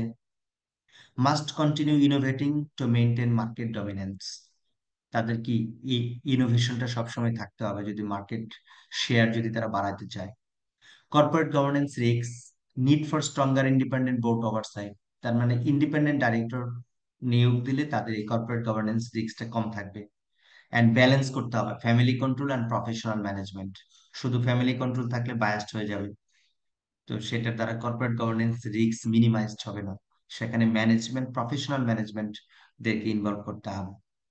Global market expansion challenge, সেটা তো আছেই। ঠিক আছে, সাকসেস স্ট্র্যাটেজি, তারা কিভাবে সাকসেস হয়েছে বা কিভাবে সাকসেস হতে পারে, তারা কিভাবে সাকসেস হতে পারে। ঠিক আছে, তারপর lesson from PRAN RFL group success, balancing family and control, ওই সাকসেস স্ট্র্যাটেজি থেকেই তারা কিভাবে সাকসেস হতে পারে এই জিনিসগুলো আছে, এগুলোর আমি না দেখাই। এই তো মোটামুটি ফার্স্ট চ্যাপ্টারটা আমরা শেষ করলাম। এখন আমার প্রশ্নটা হচ্ছে, আমি একটু 5 মিনিট আপনাদের সাথে শেয়ার করব। কর্পোরেট গভর্নেন্স এর একটা সম্যক একটা ধারণা পেয়েছেন কিনা আপনারা, যে একটা অর্গানাইজেশনে কর্পোরেট গভর্নেন্সটা কেমন, এটা কিভাবে ভূমিকা পালন করে, আর ফিউচার বিজনেস সাস্টেনেবিলিটির ক্ষেত্রে, গ্রোথের ক্ষেত্রে কতটা গুরুত্বপূর্ণ কর্পোরেট গভর্নেন্স, এই তিনটের মোটামুটি একটা ধারণা পেয়েছেন কিনা বলেন। জি, মোটামুটি একটা ধারণা পাইছি স্যার। জি জি স্যার, স্যার, মোটামুটি ধারণা পেয়েছি। পেয়েছি। আলহামদুলিল্লাহ, খুব সুন্দর একটা ধারণা পাইছি আমরা।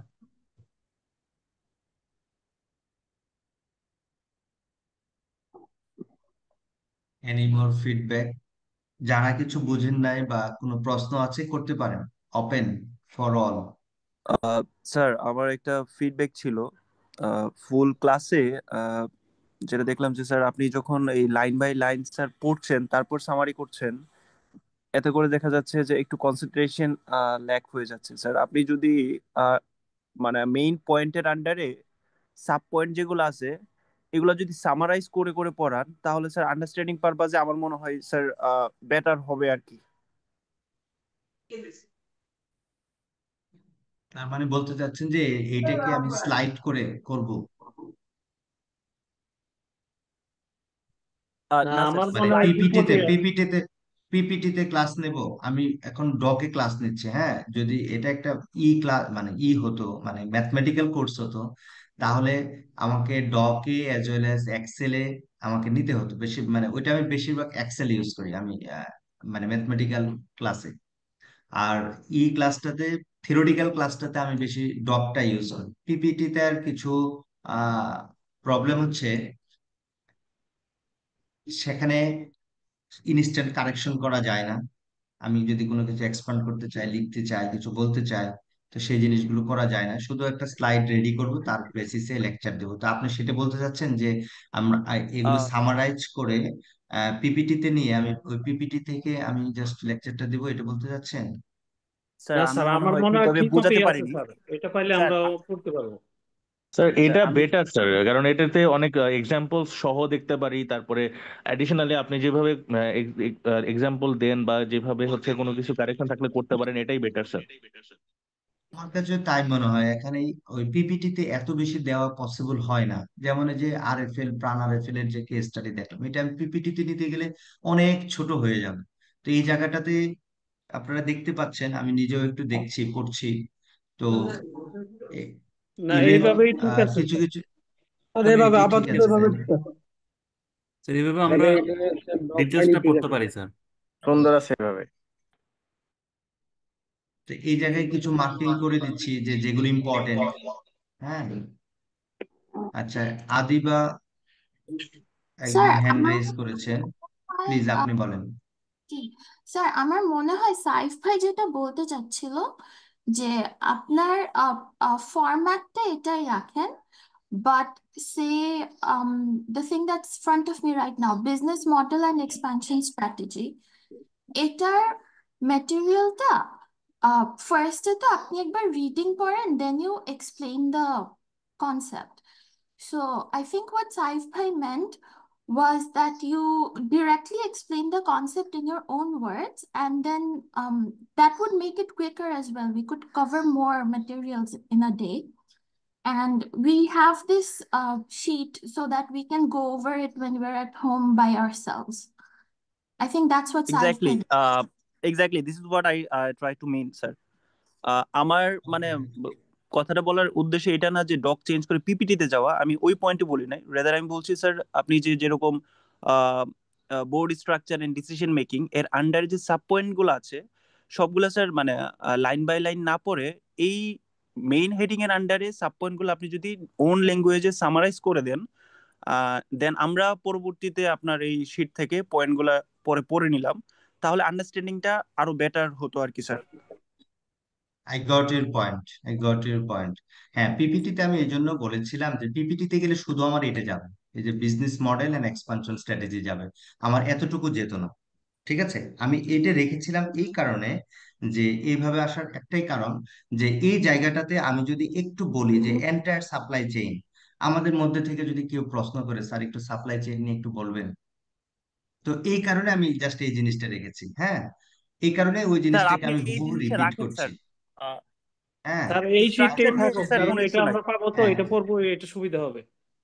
তো এই জায়গাটাতে জাস্ট এই যে কিছু কিছু জিনিস বোল্ড করা আছে, যে মাল্টি ন্যাশনাল ব্র্যান্ড, এখানে আমি এক্সাম্পল দিয়েছি। এখানে কেউ যদি কিছু বলে কন্টিনিউ ইনোভেটিং বলতে স্যার একটু বলেন আমাদের, কারণ এটাই তো আমি আপনাদেরকে দিয়ে দিব জাস্ট। হ্যাঁ, তো এই মানে এই কারণেই এই জিনিসটা রাখা।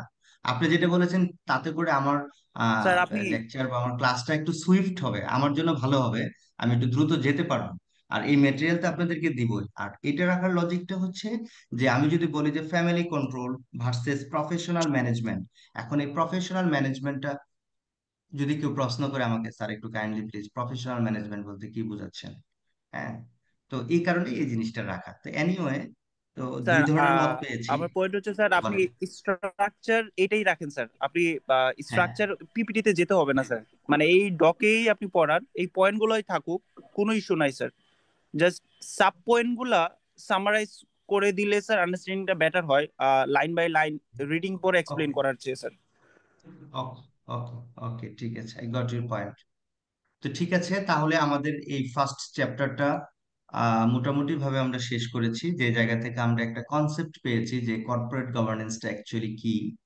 It's nothing but a set of rules and regulation that will be implemented in the organization so that an organization can efficiently and effectively, and they can achieve their goal, and they can also sustain for the long term. That means sustainability of their business. এটি হচ্ছে corporate গভর্নেন্সের গোল, যে একটা business কিভাবে sustainable হতে পারে, একটা business কিভাবে বছরের পর বছর with full performance they can continue. এটাই ছিল কর্পোরেট গভর্নেন্সের ইস্যু। তো এই জায়গাটাতে নতুন যে মানে মানে আলাদা যে ইস্যুটা ছিল সেটা ছিল ফ্যামিলি বিজনেস। তো ফ্যামিলি বিজনেসের সারা ওয়ার্ল্ডে ফ্যামিলি বিজনেস আছে, তো বাংলাদেশের বিজনেস গুলো মোস্টলি ফ্যামিলি বিজনেস। সেই জায়গায় কর্পোরেট গভর্নেন্সের কি কি চ্যালেঞ্জ আছে, কি কি রিকমেন্ডেশন আমাদের থাকতে পারে, কি কি লেসন্স, সেই জিনিসগুলো আমরা এই জায়গায় দেখেছি। তো যদি কোনো প্রশ্ন না থাকে তাহলে আমরা আমাদের যে নেক্সট যে চ্যাপ্টারটা আছে সেটা হচ্ছে যে আপনাদের corporate mechanism, corporate governance mechanism, আমরা সেই জায়গায় চলে যাব।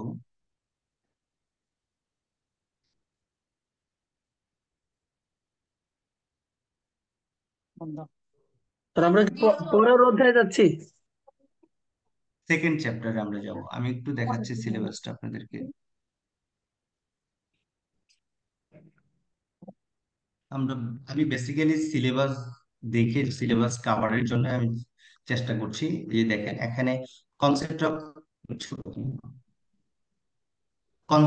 Corporate governance and its conceptual framework দেখতে পাচ্ছেন। জি এর স্যার, আন্ডারে দেখা যাচ্ছে। যতগুলো ডিটেল কন্টেন্ট আছে, সাব কন্টেন্ট আছে, সবগুলো মোটামুটি ভাবে আমি কভার করার ট্রাই করেছি। কারণ কোশ্চেন সিলেবাস বেসড হয় বা হবে, সো সেক্ষেত্রে মোটামুটি ভাবে এখানে যা আছে সবগুলো কভার করার ট্রাই করেছি। দেখেন corporate governance of family business versus business corporate governance structure, why do family business fail, how can family business sustain it's performance, development of corporate governance code theory, corporate governance theory and it's development, এই যে যে জিনিসগুলো আছে এগুলো। Second chapter যেটা হচ্ছে corporate governance mechanism, এটা অনেক একটা বড় চ্যাপ্টার। এটা হচ্ছে একদম depth knowledge of the corporate, মানে অ্যাকচুয়ালি এটা হচ্ছে operation of the corporate governance. যে কর্পোরেট গভর্নেন্স কে আমি অ্যাক্টিভ করতে গেলে, কর্পোরেট গভর্নেন্স কে ইমপ্লিমেন্ট করতে গেলে আমার প্রত্যেকটা কর্পোরেট গভর্নেন্স এর যে রুলস এন্ড রেগুলেশন আছে প্রত্যেকটা জায়গায় আমার কি কি থাকা উচিত, এটা হচ্ছে এই জায়গাটা। স্যার ঠিক আছে, আচ্ছা, স্যার শিওর প্লিজ। স্যার এই যে একটু সিলেবাসটাতে যান স্যার, ওইটাতে ওই জায়গায় স্যার ছোট্ট একটা যাচ্ছি ইস্যু ছিল। যাচ্ছি যাচ্ছি যাচ্ছি, শিওর। স্যার এই যে সেকেন্ড কলামে ইউ এ পি ই তারপর ডি, মানে এর দ্বারা কি বোঝাচ্ছে স্যার? What's the meaning? আচ্ছা, এইটা এইটার ওদের একটা লেভেল আছে। হ্যাঁ, ইউএপি এন্ড ইডি হচ্ছে level of study required, sir নিচে লেখা আছে যে আহ, হ্যাঁ কি হ্যাঁ হ্যাঁ এটা হ্যাঁ কি হ্যাঁ আন্ডারস্ট্যান্ডিংটা কি হ্যাঁ হবে? হ্যাঁ হ্যাঁ এখানে ইউতে আন্ডারস্ট্যান্ডিং, ওকে ওকে এপি তে okay applying, A N analyzing, E তে evaluating, C creating, D decision making, আর আচ্ছা আচ্ছা, থ্যাংক রিমেম্বারিং। ইউ মানে ওই জিনিসগুলো ওইভাবে আপনাকে একটু থিঙ্কিং করতে হবে, স্যার, থ্যাংক সেটাকে ইউ স্যার। বুঝিয়েছি। ওকে,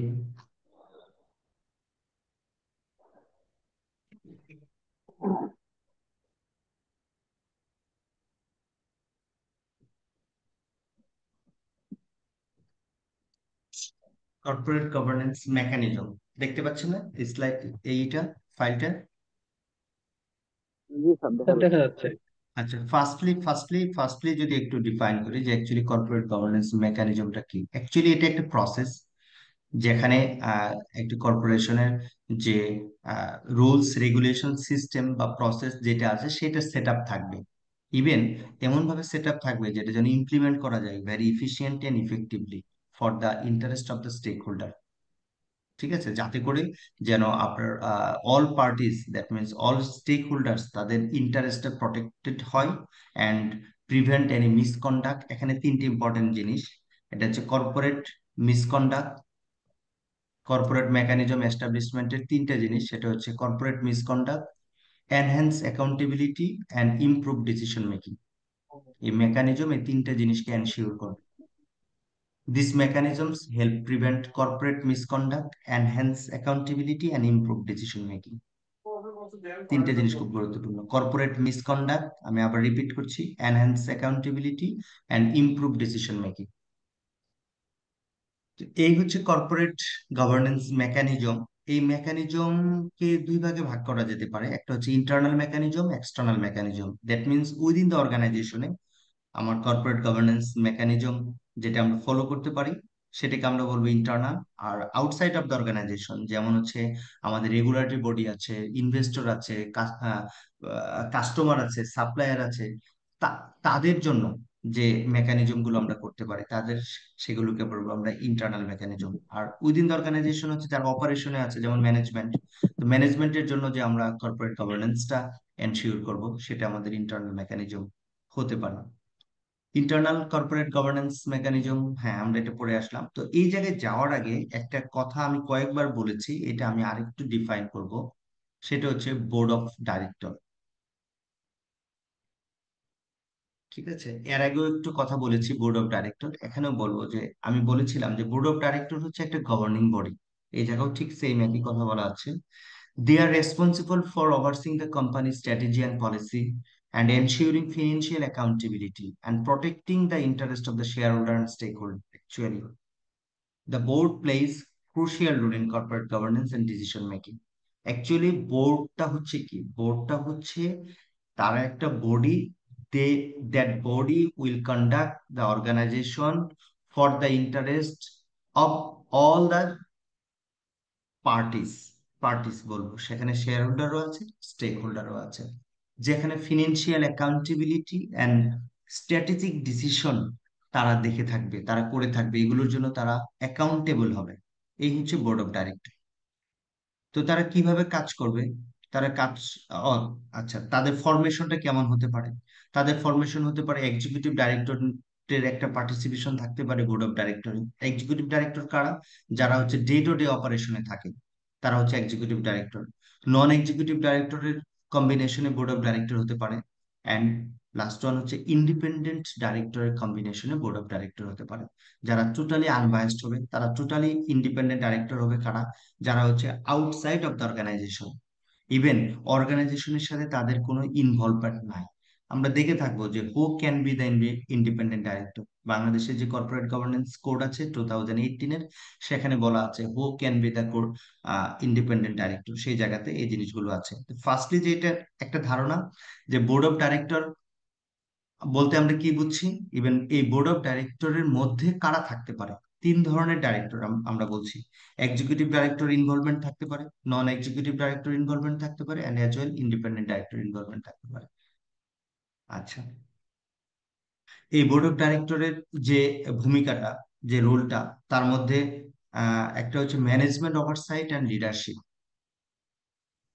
যেখানে সিনিয়র এক্সিকিউটিভ যেমন হচ্ছে chief executive officer, chief financial officer আর চিফ অপারেটিং অফিসার, এই সি দিয়ে যে ম্যানেজমেন্ট বা যে এক্সিকিউটিভটা তৈরি হয় তাদেরকে বলা হয় সি সুট। এদেরকে বলা হয় C suit.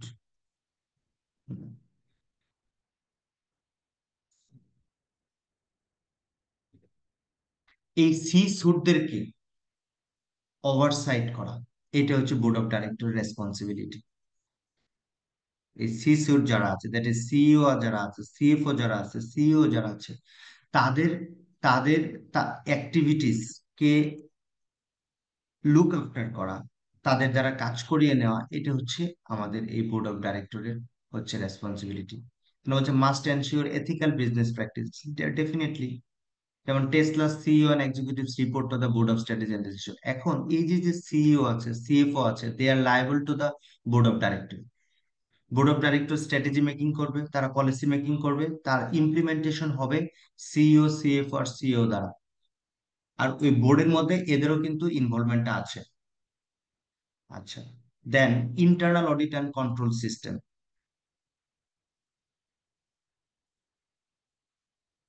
Internal audit and control system. It conducts independent audits to verify the financial accuracy and detect fraud, management, and regulatory violation. And it also ensures the compliance of internal policy. এখন board of director যে ধরনের policy make করবে, সেই পলিসিটা comply হলো কিনা, সেটা internal control যে আছে, internal control and compliance department, ICC অনেক সময় বলে থাকে, অনেক জায়গায় আরো অন্য নামে আছে। তো সিম্পলি যদি বলি ইন্টারনাল কন্ট্রোল অ্যান্ড কমপ্লায়েন্স, সেটার দ্বারা মানে নিশ্চিত হচ্ছে কিনা যে বোর্ড অফ ডাইরেক্টর যে corporate governance rules and regulation যেটা করেছে বা তারা যে পলিসি মেক করেছে সেটা এনশিওর হচ্ছে কিনা। শুধু ইন্টারনাল কন্ট্রোল না, ইন্টারনাল অডিট দ্বারাও সেটা কি হতে পারে, এনশিওর হতে পারে।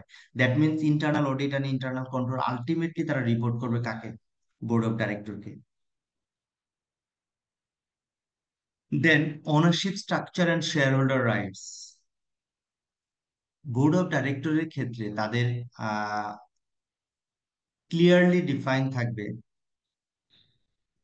যে shareholder voting rights and dividend policy কি হবে। ইভেন মাইনরিটি শেয়ার হোল্ডার যারা আছে, মাইনরিটি শেয়ার হোল্ডার বলতে যে অনেক অর্গানাইজেশন আছে যে আরেকটা অর্গানাইজেশনের মেজর শেয়ার পারচেজ করে নেয়, that means more than 50% share purchase করে নেয়। তো যারা মোর দেন 50% শেয়ার পারচেজ করে নিচ্ছে তাদেরকে আমরা বলবো কন্ট্রোলিং ইন্টারেস্ট। মেজরিটি শেয়ার যারা নিচ্ছে তাদেরকে বলবো আমরা কন্ট্রোলিং ইন্টারেস্ট। আর যারা লেস দেন 50% শেয়ার হোল্ড করে তাদেরকে বলে মাইনরিটি বা নন কন্ট্রোলিং ইন্টারেস্ট। তো এই জায়গাটাতে যারা নন কন্ট্রোলিং ইন্টারেস্টে আছে বা মাইনরিটি শেয়ার হোল্ড করে, তাদের ইন্টারেস্টেও যেন কি হয়, প্রটেক্টেড হয়। এটি বোর্ড অফ ডাইরেক্টরকে এনশিওর করতে হবে, প্রটেক্ট করতে হবে, যে তারা যেন ভোট দিতে পারে, তারা যে কোম্পানির যে পলিসি মেকিং আছে সেখানে যেন তারা ইনভলভ হতে পারে, ইন্টারফেয়ার করতে পারে। Encourage active shareholder participation in decision making. Last হচ্ছে code of ethics and corporate failure. Establishes ethical standard and values for employ and management. এটা বোর্ড অফ ডাইরেক্টর করে থাকবে যে এরকম একটা এথিক্যাল স্ট্যান্ডার্ড অ্যান্ড ভ্যালু তৈরি করবে যেটার দ্বারা এমপ্লয় অ্যান্ড ম্যানেজমেন্ট কমপ্লায়ের ফলে আমার গুড কর্পোরেট কালচারটা এস্টাবলিশড হবে। সিএসআর কেমন হবে, কনফ্লিক্ট অফ ইন্টারেস্ট বা এমপ্লয়ীদের ব্যবহারটা, কোড অফ কন্ডাক্ট যেটা আমরা বলে থাকি, সেই জিনিসগুলো কেমন হবে, সেটা বোর্ড অফ ডাইরেক্টর জায়গা থেকে এটা তৈরি করা হয়ে থাকবে। যেমন এক্সাম্পল হিসেবে দিয়েছে Microsoft enforces strict code of conduct for ethical decision making. এগুলো হচ্ছে সম্পূর্ণ ইন্টারনাল ইন্টারনাল কর্পোরেট মেকানিজম। দেখেন প্রত্যেকটা কিন্তু উইদিন দ্য অর্গানাইজেশন, যেমন code of conduct within the organisation, ownership structure and within the organisation, internal audit within the organisation. তারপর CEO, CFO, CEO তারা যে কাজ করবে, তাদের যে ডেলিগেশন অফ দ্য অথরিটি, তাদের যে পাওয়ার, তাদের যে রেসপন্সিবিলিটি, তাদের যে রিপোর্টিং সিস্টেম, তাদের যে অ্যাকাউন্টেবিলিটি, সবগুলো হচ্ছে কি ইন্টারনাল মেকানিজমের পার্ট। এবার যদি আমরা যাই এক্সটার্নাল কর্পোরেট গভর্নেন্স মেকানিজম, সেটা কোথায়, সেটা কিভাবে কাজ করে। বা সেটা কিভাবে আমরা ইমপ্লিমেন্ট করতে পারি। তো প্রথমে হচ্ছে এক্সটার্নাল মেকানিজমের ক্ষেত্রে হচ্ছে যে আউটসাইড ইনফ্লুয়েন্স যারা আছে তার মধ্যে কি মার্কেট ফোর্সেস হতে পারে। মার্কেটে যে বিভিন্ন প্রকার কম্পিটিটর আছে, বিভিন্ন প্রকার ফোর্স আছে, বিভিন্ন রেগুলেটরি অথরিটি আছে, তারা হতে পারে। শেয়ার হোল্ডারদের অ্যাক্টিভিজম, সেটার দ্বারা আমার কর্পোরেট গভর্নেন্স মেকানিজমটা আমার কিভাবে তৈরি করব, কিভাবে আমার কর্পোরেট গভর্নেন্স মেকানিজম ইফেক্টিভ হবে, অ্যাক্টিভ হবে, সেটা ডিটারমাইন হতে পারে। Second one, government regulation and legal framework. হ্যাঁ, কর্পোরেট গভর্নেন্স আমাকে এমন ভাবে তৈরি করতে হবে to comply with the government rules and legal framework. ঠিক আছে, কর্পোরেট গভর্নেন্স এমন ভাবে হবে না যে আমার কোম্পানি অ্যাক্ট কে ভায়োলেট করে। কর্পোরেট গভর্নেন্স এমন ভাবে হবে না যে আমার জন্য যে এপ্লিকেবল রুলস এন্ড রেগুলেশন আছে সেটাকে ভায়োলেট করে। কর্পোরেট গভর্নেন্স এমন ভাবে হবে না যে আমার রেগুলাটরি অর্গানাইজেশন যে রুলস এন্ড রেগুলেশন দিয়েছে সেটাকে ভায়োলেট করে। তো সেটা দেখে, তো এখন regulatory body they are the external parties, তো তাদেরকে সেন্টার করেই আমাদের কর্পোরেট গভর্নেন্স মেকানিজমটা এস্টাবলিশড হবে। তারপর হচ্ছে এক্সটার্নাল অডিট। এক্সটার্নাল অডিট কারা আছে? যারা স্ট্যাটিউটরি অডিট যেটাকে আমরা বলি, সেটা হচ্ছে এক্সটার্নাল অডিট। হ্যাঁ, তো আর ফিনান্সিয়াল ডিসক্লোজার, এই জিনিসগুলো এখন তাদের তো একটা ইনফ্লুয়েন্স থাকবে। এখন তাদের ইনফ্লুয়েন্সটা আমার কর্পোরেট গভর্নেন্স এর মেকানিজমের মধ্যে অ্যাডপ্ট করে আমার কর্পোরেট গভর্নেন্স মেকানিজমটাকে ইফেক্টিভ করতে হবে। যেমন একটা ইন্ডিপেন্ডেন্ট অডিটরের কোনো মতামত, কোনো অপিনিয়ন বা তার কোনো অবজারভেশন আমি কর্পোরেট গভর্নেন্স মেকানিজমের মধ্যে আমি কি করতে পারি, ইমপ্লিমেন্ট করতে পারি। Then media and public scrutiny. Investigative journalism and social media expose unethical corporate practices, and negative publicity can damage reputation and stock value. দেখেন, কর্পোরেট গভর্নেন্স মেকানিজমটা আমার এমন ভাবে হবে যেন এই জিনিসগুলোকেও আমার মানে কাভার করে, মিডিয়া অ্যান্ড পাবলিক স্ক্রুটিনিটি। দেন আরেকটা পার্টি আছে, তারাও ইনফ্লুয়েন্স করে কর্পোরেট গভর্নেন্সে, খুবই চরম ভাবে ইনফ্লুয়েন্স করে, সেটা হচ্ছে credit rating agency and financial institution. They are also the external party.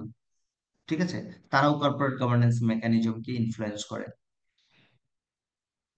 যেমন agency like Moody's, S&P and Fitch assess corporate governance risks in financial market. Poor governance lead to lower credit rating and making it harder to raise fund. দেখেন, আপনার যদি খারাপ governance থাকে তাহলে আমার lower credit rating পাবেন, যেটা কিন্তু আপনার ফান্ড রেজ করতে আপনাকে প্রবলেমে ফেলবে। তার মানে এই ক্রেডিট রেটিং যারা আছে, ক্রেডিট রেটিং এজেন্সি যারা আছে, they are also influential party in corporate governance mechanism. Then next, how to strength corporate governance mechanism. এটা আমরা কিভাবে এই কর্পোরেট গভর্নেন্স মেকানিজম স্ট্রেন্থেনিং করতে পারি? আমরা যদি বোর্ড ইন্ডিপেন্ডেন্স কে বাড়াই, বোর্ড ইন্ডিপেন্ডেন্স, গত ক্লাসে আমরা দেখেছিলাম যে কেন আমাদের বিজনেস ফেলিওর করেছিল, সেই জায়গায় কিন্তু একটাই সুপারিশ ছিল যে বোর্ড ইন্ডিপেন্ডেন্স কে বাড়াতে হবে। তো বোর্ড ইন্ডিপেন্ডেন্স কে যদি আমরা বাড়াতে পারি তাহলে কর্পোরেট গভর্নেন্স মেকানিজম আমার স্ট্রঙ্গার হবে। আমরা যদি ট্রান্সপারেন্সি ইমপ্রুভ করতে পারি, দ্যাট মিনস আমাদের সকল ডিসক্লোজারে যদি আমার ট্রান্সপারেন্সি থাকে, তাহলে আমার কর্পোরেট গভর্নেন্স মেকানিজম ইফেক্টিভ হবে। Implement strong audit evidence, ensure independent internal and external audit. আমাদের ইন্টারনাল অডিট থাকবে, ইন্টারনাল কন্ট্রোল থাকবে, এক্সটার্নাল অডিট, স্ট্যাটিউটরি অডিট থাকবে। তো সেই কেসগুলো তাদের যে অপিনিয়ন, তাদের যে অডিট ফাইন্ডিংস, সেটা যদি আমরা কর্পোরেট গভর্নেন্সের মধ্যে ইমপ্লিমেন্ট করতে পারি তাহলে আমার কর্পোরেট গভর্নেন্স মেকানিজম স্ট্রেংথেনিং হবে। প্রত্যেক শেয়ার হোল্ডারের রাইট, সেটা হচ্ছে মেজরিটি শেয়ার হোল্ডার অথবা মাইনরিটি শেয়ার হোল্ডার, তাদের রাইট যদি প্রটেক্ট করতে পারি তাহলে আমার হচ্ছে যে শেয়ার হোল্ডারের ইন্টারেস্টটা প্রটেক্ট হবে। একজন প্রশ্ন করেছে, স্যার ক্রেডিট রেটিং এর জন্য স্ট্যান্ডার্ড কোনো মার্কস আছে যে দেখে আমরা বুঝতে পারবো যে এই কোম্পানিটা ভালো বা খারাপ? ক্রেডিট রেটিং কোম্পানিগুলো তো রেটিং করে থাকে, রেটিং এর জেনারেলি A+ ভালো, AAA ভালো, তাদের একটা স্ট্যান্ডার্ড, একটা মার্কিং আছে। তো তো সেই মার্কিং দেখে আমরা বুঝতে পারি যে ওইটা ভালো না খারাপ। বি ক্যাটাগরি মানে বি, মানে তারা A+ কে ভালো রেখেছে, AAA, বি, BBB, এইভাবে তারা একটা ক্যাটাগরি করেছে, একটা স্ট্যান্ডার্ড আছে। সেটা দ্বারা আমরা বুঝতে পারি। প্রশ্নের উত্তরটা পেয়েছেন? আচ্ছা, তারপর হচ্ছে যে আমরা কর্পোরেট গভর্নেন্স মেকানিজম স্ট্রঙ্গার করার জন্য এথিক্যাল স্ট্যান্ডার্ড, কোনো কোড অফ কন্ডাক্ট আমরা বিজনেস ইমপ্লিমেন্ট করতে পারি, যে এমপ্লয়ীদের ইথিক্যাল কন্ডাক্ট কি হবে, ইথিক্যাল কোড অফ কন্ডাক্ট কি হবে, সেটা সকল এমপ্লয়ীকে যদি আমরা জানাতে পারি, তাদেরকে ট্রেন আপ করতে পারি, সেই কোড অফ কন্ডাক্টের সাথে যদি আমরা ফ্যামিলারাইজ করতে পারি, তাহলে আমার কর্পোরেট গভর্নেন্স এটা শেখো মেকানিজম কোন জরুরি স্ট্রঙ্গার হবে। আর লাস্ট ওয়ান, প্রত্যেকটা জায়গায় আমাদের একটা সুপারিশ ছিল, সেটা হচ্ছে টেকনোলজি বেসড কর্পোরেট গভর্নেন্স করা, এআই ড্রাইভেন কমপ্লায়েন্স টুলস করা, ডিজিটাল রিস্ক ম্যানেজমেন্ট সিস্টেম করা, যাতে করে গভর্নেন্স মেকানিজমটা আমার অনেক স্ট্রঙ্গার হবে। তো এইভাবে আমরা কর্পোরেট গভর্নেন্স মেকানিজমকে স্ট্রঙ্গার করতে পারি। কোনো প্রশ্ন আছে এই পর্যন্ত? না স্যার। একটা কোয়েশ্চেন ছিল এখন শিওর শিওর স্যার, আমি কি regulatory body and board of ডিরেক্টরকে একই বিবেচনা করব, না রেগুলেটরি বডিকে আমরা এক্সটার্নাল বিবেচনা করব? ডেফিনেটলি তারা এক্সটার্নাল, রেগুলেটরি বডি ডেফিনেটলি তারা এক্সটার্নাল। ঠিক আছে, যেমন আপনি জাস্ট একটা স্টার্ট আপ বিজনেসের ক্ষেত্রে যদি চিন্তা করেন, তাহলে এনভায়রনমেন্ট ডিপার্টমেন্টের, এনভায়রনমেন্ট এর আপনার লাগবে, একটা অ্যাপ্রুভাল লাগবে, তো তারা রেগুলাটরি বডি। এখন ওই এনভায়রনমেন্ট ডিপার্টমেন্ট যখন আপনাকে অ্যাপ্রুভাল দেবে, তখন কিছু রুলস এন্ড রেগুলেশন দিয়ে দেবে, যে আপনাকে আজকে অ্যাপ্রুভাল দিচ্ছি, existing setup is okay, but next day যে আপনি বিজনেস রান করবেন, এনভায়রনমেন্ট ফ্রেন্ডলি এইভাবে বিজনেস রান করতে হবে। স্যার আমার একটা প্রশ্ন ছিল স্যার। স্যার এক্সিকিউটিভ ডিরেক্টর আর নন এক্সিকিউটিভ ডিরেক্টরের মধ্যে পার্থক্য কি স্যার? সরি, একটু আবার প্রশ্নটা করেন। এক্সিকিউটিভ ডিরেক্টর আর নন এক্সিকিউটিভ ডিরেক্টরের মধ্যে পার্থক্য? আচ্ছা, আমাদের এই যে ডিরেক্টরদের নিয়ে ডিটেইলি আমরা যাচ্ছি, হ্যাঁ, ওই জায়গাটাতে আনসারটা পেয়ে যাবেন, আমরা ওইটা ডিটেইল পড়তে যাচ্ছি। আচ্ছা, তো যে বলছিলেন যেটা, যে রেগুলেটরি বডি আর বোর্ড অফ ডাইরেক্টরদেরকে নিয়ে, তো এখন কর্পোরেট গভর্নেন্স যখন আমাদের তৈরি হবে, এই কোড যখন তৈরি হবে, এই মেকানিজম যখন হবে, তো সেখানে ওই রেগুলেটরি বডির যে সুপারিশ আছে, সেই সুপারিশটাকে কমপ্লাই করে দেন আমরা করব। আমি কি বোঝাতে পেরেছি? জি স্যার, বুঝতে পারছি। আচ্ছা, আর ডিরেক্টরের ক্ষেত্রে আমাদের ডিটেইলে যে কর্পোরেট গভর্নেন্স মেকানিজমটা হচ্ছে টোটালি মোস্টলি হচ্ছে যে আপনি ডিরেক্টরদেরকে নিয়ে, ডিরেক্টরের নেচার, রেসপন্সিবিলিটি, ডিরেক্টরের অ্যাপয়েন্টমেন্ট, ডিরেক্টরের হচ্ছে যে স্কোপ অফ দ্য ওয়ার্ক, সব এগুলো নিয়ে, তাদের ইন্ডিপেন্ডেন্স, তাদের ডাইভার্সিটি, এগুলো নিয়ে, হ্যাঁ, number of director, executive director, non executive director, এগুলো নিয়ে। সো সেই জায়গাতে আনসারটা পেয়ে যাবে। ঠিক আছে। আচ্ছা, আচ্ছা, এখন আমরা যেটা দেখব সেটা হচ্ছে যে এই বোর্ড অফ ডাইরেক্টর নিয়ে আমরা দেখব। বোর্ড অফ ডাইরেক্টর দিয়ে আমরা শুরু করব। কর্পোরেট গভর্নেন্স এর বোর্ড অফ ডাইরেক্টরের একটা বিশাল পার্ট কর্পোরেট গভর্নেন্স, তাদের ফরমেশন কেমন হওয়া উচিত, তাদের সাইজ কেমন হওয়া উচিত, এগুলো রিলেটেড যে অ্যাপ্লিকেবল রুলস এন্ড রেগুলেশন আছে, সেগুলো আমরা দেখব। আচ্ছা, প্রথমে আসি যে formation and size of the board. বোর্ডের ফরমেশন কেমন হবে, দেন সাইজটা কেমন হবে, এটা দুইটা পার্সপেক্টিভে আমরা দেখবো। একটা হচ্ছে কোম্পানি একটা পার্সপেক্টিভে দেখবো, আর একটা হচ্ছে কর্পোরেট গভর্নেন্স যে কোড আছে, সেই কোড 2018 এর কোডে আমার এই বোর্ডের সাইজ বা বোর্ডের ফরমেশন নিয়ে কি বলেছে, এটা একটা কম্পেয়ার করে আমরা এই জায়গাটাতে দেখবো। আচ্ছা, প্রথমে 1994-এ আছে, যেটা আপনারা কোম্পানি ল বা বিজনেস ল যখন পড়ছেন, তখন আপনারা পড়েছেন যে পাবলিক লিমিটেডের জন্য মিনিমাম 3 জন, আর প্রাইভেট লিমিটেডের জন্য মিনিমাম কয়জন, 2 জন বোর্ড অফ ডাইরেক্টর থাকতে হবে। এটা আপনার কোম্পানি অ্যাক্টে পড়েছেন বা পড়ছেন। আর এলিজিবিলিটির ক্ষেত্রে অনেক এলিজিবিলিটি আছে, জাস্ট একটা এখানে আমি মেনশন করেছি, যে natural person can be appointed as directors. আমরা কোডের মধ্যে বলা আছে কারা ডাইরেক্টর হতে পারে, আমরা সেখানে ডিটেইলটা দেখব, just simply to get an idea about the size and quality of the board of director. Just আমরা এই জায়গাটা থেকে আমরা জানছি। ফরমেশনটা কি হবে? ফরমেশনটা 2018 কোডে, যেটা কর্পোরেট গভর্নেন্স কোডে যেটা বলা আছে, সেটা হচ্ছে যে মিনিমাম 5 জন আমার হতে হবে বোর্ড অফ ডাইরেক্টর, আর ম্যাক্সিমাম 20 মেম্বার্স। আর ইন্ডিপেন্ডেন্ট ডাইরেক্টরের ক্ষেত্রে বলছে যে টোটাল মেম্বারের 1/5 হবে ইন্ডিপেন্ডেন্ট ডাইরেক্টর, টোটাল মেম্বারের 1/5 হবে ইন্ডিপেন্ডেন্ট ডাইরেক্টরস। তাহলে আমরা দেখলাম যে কোড অনুযায়ী আমাদের ডাইরেক্টরের সংখ্যাটা হবে যে মিনিমাম 5 জন আর ম্যাক্সিমাম হচ্ছে 20 জন। কিন্তু এই 10 জন হতে পারে, 12 জন হতে পারে, তাহলে টোটাল মেম্বারের 1/5 হবে ইন্ডিপেন্ডেন্ট ডাইরেক্টর। আচ্ছা, পরবর্তীতে আছে আমাদের ইন্ডিপেন্ডেন্ট ডাইরেক্টর কি হতে পারে। আচ্ছা, তার আগে যদি আমি একটু দেখে আসি যে আমাদের ওই কোডটাতে কি কি আছে, সংক্ষেপে যদি আমি একটু দেখে আসি যে ওই কোডটাতে কি কি আছে, একদম ব্রিফলি দেখব। যে securities and exchange commission basically এই কোডটা এস্টাবলিশ করেছে, যেখানে আমাদের মাস্ট হ্যাভ বলছে যে 5 to 20 ডাইরেক্টর, মিনিমাম 5 জন আর ম্যাক্সিমাম 20 ডাইরেক্টর থাকবে একটা লিস্টেড কোম্পানিতে।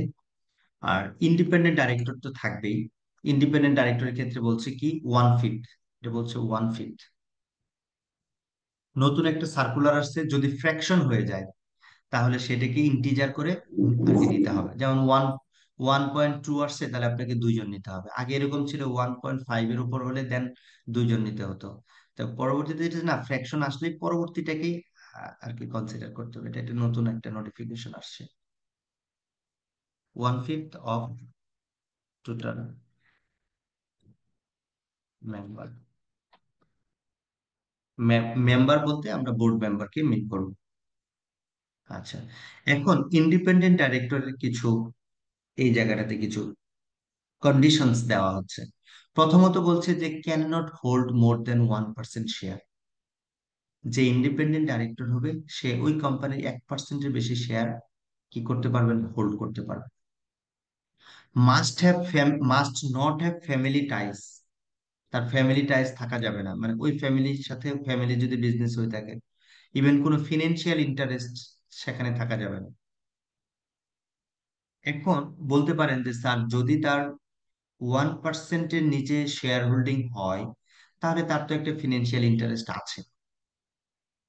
হ্যাঁ, ইন দ্যাট কেস আছে, বাট এই ক্ষেত্রে যখন তার কিন্তু শেয়ার হোল্ডিং ইন্টারেস্ট আছে। এখন কর্পোরেট গভর্নেন্সটা আমরা কেন ইমপ্লিমেন্ট করব? আমরা শেয়ার হোল্ডার ইন্টারেস্ট প্রোটেক্ট করার জন্য। সে কিন্তু শেয়ার হোল্ডার ইন্টারেস্ট নিয়েই কিন্তু কাজ করবে, কারণ সে নিজেও একটা শেয়ার হোল্ডার। তাহলে তার নিজের ইন্টারেস্টে যদি সে নিয়ে কাজ করে, তাহলে আলটিমেটলি মানে সকল শেয়ার হোল্ডার ইন্টারেস্টটা প্রোটেক্টেড হবে। তার কারণে এতটুকু রেখেছে। আর আরেকটা বিষয় হচ্ছে যে কেউ যদি ইন্ডিপেন্ডেন্ট ডাইরেক্টর হয় তাহলে একটা কোম্পানির শেয়ার নিতে পারবে না, এটা একটা মানে সিটিজেনশিপ রাইটস হরণ করা। তো ওই জায়গাটা থেকেও চিন্তা করে যে বেশি হোল্ডিং না, জাস্ট 1%-এর নিচে সে হোল্ড করতে পারবে। থার্ড বলছে must not have held executive position in the company last 2 years. মানে ওই কোম্পানিতে আপনি কোনো লাস্ট 2 বছরে কোনো এক্সিকিউটিভ পোস্টে কাজ করেছেন, এরকম হলে আপনি ইন্ডিপেন্ডেন্ট ডাইরেক্টর হতে পারেন। Third one, limited to serving independent directors in 5 listed at most. আপনি এজ এ পার্সন সর্বোচ্চ 5টায় ইন্ডিপেন্ডেন্ট ডাইরেক্টর হতে পারবেন, 5টা কোম্পানিতে। 4টে হতে পারবেন, 5টা হতে পারবেন, বাট 6টা কোম্পানিতে এট এ টাইম আপনি ইন্ডিপেন্ডেন্ট ডাইরেক্টর হতে পারবেন না। ইন্ডিপেন্ডেন্ট ডাইরেক্টর অ্যাপ্রুভড হবে বোর্ডে, শেয়ার হোল্ডারদের, সরি, অ্যাপয়েন্টেড হবে বোর্ড দ্বারা, বাট শেয়ার হোল্ডার অ্যাপ্রুভ করবে। এটা একটা গুরুত্বপূর্ণ, শেয়ার হোল্ডার ইন্ডিপেন্ডেন্ট ডাইরেক্টরদেরকে অ্যাপ্রুভ করবে, বাট বোর্ড তাদেরকে নিয়োগ দেবে। লাস্ট ওয়ান হচ্ছে সার্ভে ম্যাক্সিমাম 2 কনসিকিউটিভ টার্মস। সে সর্বোচ্চ 2টা টার্মে থাকতে পারবে, প্রত্যেকটা টার্ম 3 বছরের জন্য। তার মানে সর্বোচ্চ সে টানা কতদিন থাকতে পারবে? 6 বছর থাকতে পারবে একটা ইন্ডিপেন্ডেন্ট ডাইরেক্টর। তো এইটা একটা গুরুত্বপূর্ণ ইস্যু ছিল যে কর্পোরেট গভর্নেন্সের ইন্ডিপেন্ডেন্ট ডাইরেক্টর কারা হতে পারবে, ইন্ডিপেন্ডেন্ট ডাইরেক্টর হওয়ার কোয়ালিটিস গুলো কি কি। আরো কিছু কোয়ালিটিস আছে, এখানে এটা নাই, আমি সেটা একটু পরে দেখছি যে কারা কারা ইন্ডিপেন্ডেন্ট ডাইরেক্টর হতে পারে, বাট এগুলো হচ্ছে মেজর কন্ডিশনস। আর আরেকটা আছে, সেটা হচ্ছে পার্সোনাল কোয়ালিটি। পার্সোনাল কোয়ালিটির মধ্যে হচ্ছে যে ইন্ডিপেন্ডেন্ট ডাইরেক্টর হওয়ার জন্য আপনি ফিনান্সিয়ালি লিটারেট হওয়া লাগবে। ইন্ডিপেন্ডেন্ট ডাইরেক্টর হওয়ার জন্য আপনি যদি জব করেন সেক্ষেত্রে মিনিমাম 10 ইয়ার্স টপ লেভেলের মানে ম্যানেজমেন্ট লেভেলে জব করতে হবে। সেক্ষেত্রে আপনার লয়ারদেরকে যদি ইন্ডিপেন্ডেন্ট ডাইরেক্টর করা হয় সেখানেও একটা এক্সপিরিয়েন্সের কথা বলা হচ্ছে। ইউনিভার্সিটি টিচারদেরকে যদি ইন্ডিপেন্ডেন্ট ডাইরেক্টর করা হয় সেক্ষেত্রে তাদেরও একটা এক্সপিরিয়েন্স, ইভেন একটা গ্রেডের কথা বলা হয়েছে, স্যালারি গ্রেড, এই গ্রেডে তাকে জব করতে হবে, এতদিন তার জব এক্সপিরিয়েন্স থাকতে হবে, তাহলে সে ইন্ডিপেন্ডেন্ট ডাইরেক্টর হতে পারে। সেগুলো ছিল personal qualities to be the independent director. আচ্ছা, কর্পোরেট গভর্নেন্স কোডে আরেকটা গুরুত্বপূর্ণ ইস্যু, সেটা হচ্ছে রোল ক্লিয়ারিটি। আচ্ছা, আমাদের কিন্তু ক্লাস সময়টা শেষ হয়ে গেছে। আমি ইয়েস স্যার। স্যার, আমার একটা বলেন। কোশ্চেন ছিল ইন্ডিপেন্ডেন্ট ডাইরেক্টর নিয়ে। যেহেতু অল ডাইরেক্টরস মানে সব ডাইরেক্টরসরা ডিভিডেন্ড গ্রহণ করে, তারা কোনো স্যালারি পান না, সেক্ষেত্রে ইন্ডিপেন্ডেন্ট ডাইরেক্টর যদি 1% শেয়ারের বেশি না নিতে পারেন, সেক্ষেত্রে মানে উনি যে ফুল টাইম কাজ করবেন সেক্ষেত্রে কি উনি অনারিয়াম গ্রহণ করতে পারবেন, হ্যাঁ, মানে definitely salary? Definitely independent director তো অবশ্যই সে ফি পাবে। ওকে।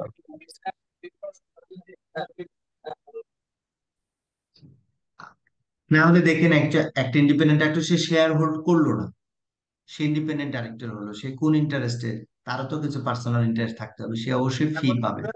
জি জি জি।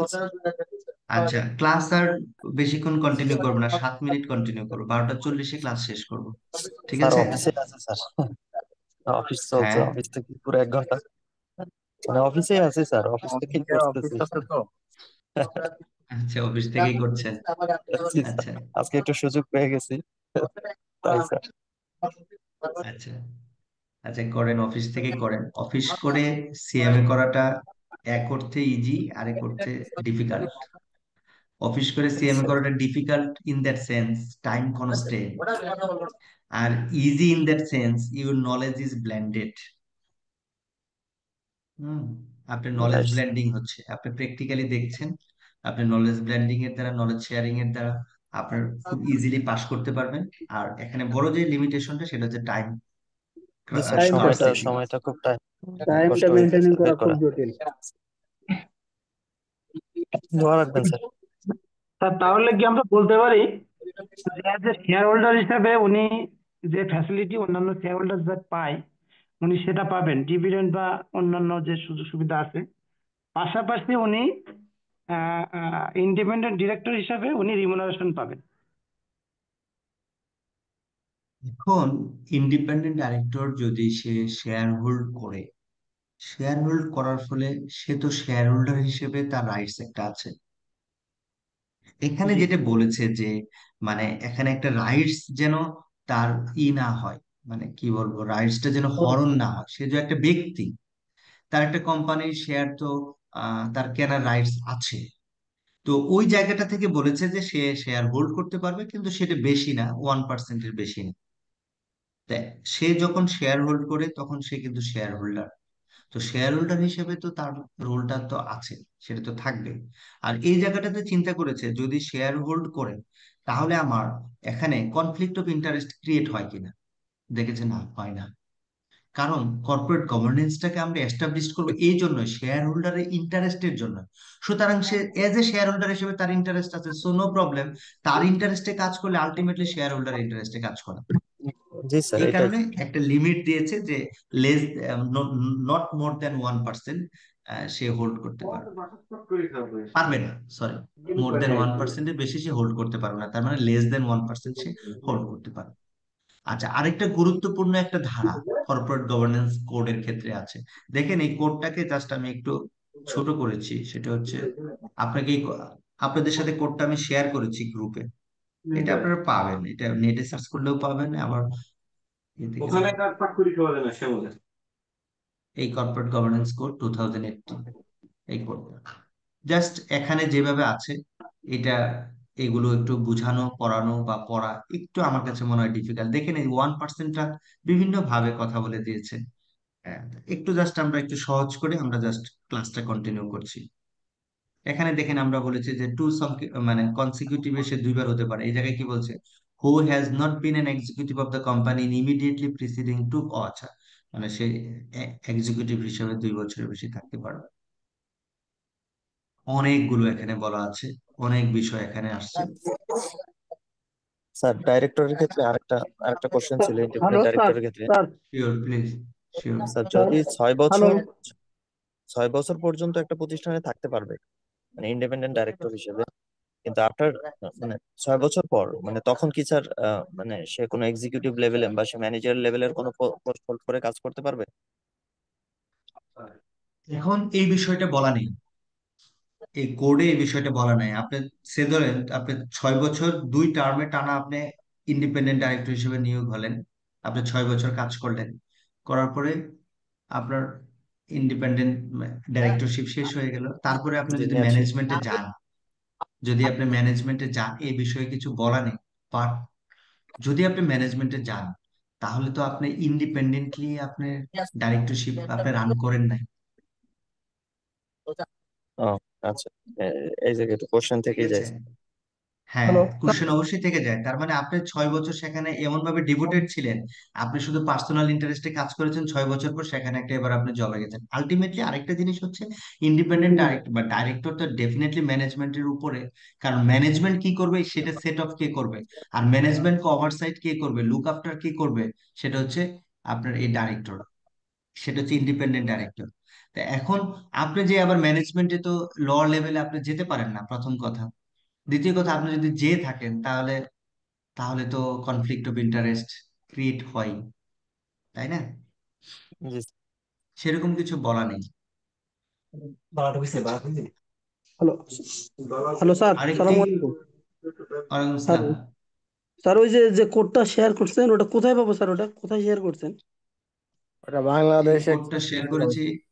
আপনাদের আপনাদের গ্রুপে আছে। হ্যাঁ, আপনাদের গ্রুপে আছে, আমি গ্রুপে দিয়েছি। তো গ্রুপে যদি না পান, এর আগে আমি দেখিয়েছিলাম যে ওটা কিছু কিছু জিনিস হচ্ছে যে এই সিকিউরিটিজ অ্যান্ড এক্সচেঞ্জ কমিশন। যদি সম্ভব হয় আরেকবার একটু দিন স্যার, মানে আমাদের হ্যাঁ, ঠিক কনভারসেশন তো আছে, অনেক দিয়ে দিব, খুবই একটু দিয়ে দিব, জটিল হয়ে যায়। সমস্যা নেই, দিয়ে দিব। সিকিউরিটি আমার ফার্স্ট চ্যাপ্টার ম্যাটেরিয়ালস একটু কি চেঞ্জ হয়ে দিয়েছেন? গেছে। না, এখনো দেইনি, দিয়ে দিব। আজকে ফার্স্ট চ্যাপ্টারটা দিয়ে দিব, কনসেপ্ট অফ কর্পোরেট গভর্নেন্স এর ম্যাটেরিয়ালসটা আজকে দিয়ে দিব। থ্যাংক ইউ স্যার, দিন। আচ্ছা, আচ্ছা, রোল ক্লিয়ারিটি এটা দিয়ে শেষ করব, 12টা 40-এ শেষ করতে চেয়েছিলাম আমি, জাস্ট এই বোর্ডের, এই যে বোর্ড ক্লিয়ারিটি দিয়ে আজকে শেষ করব। সেটা হচ্ছে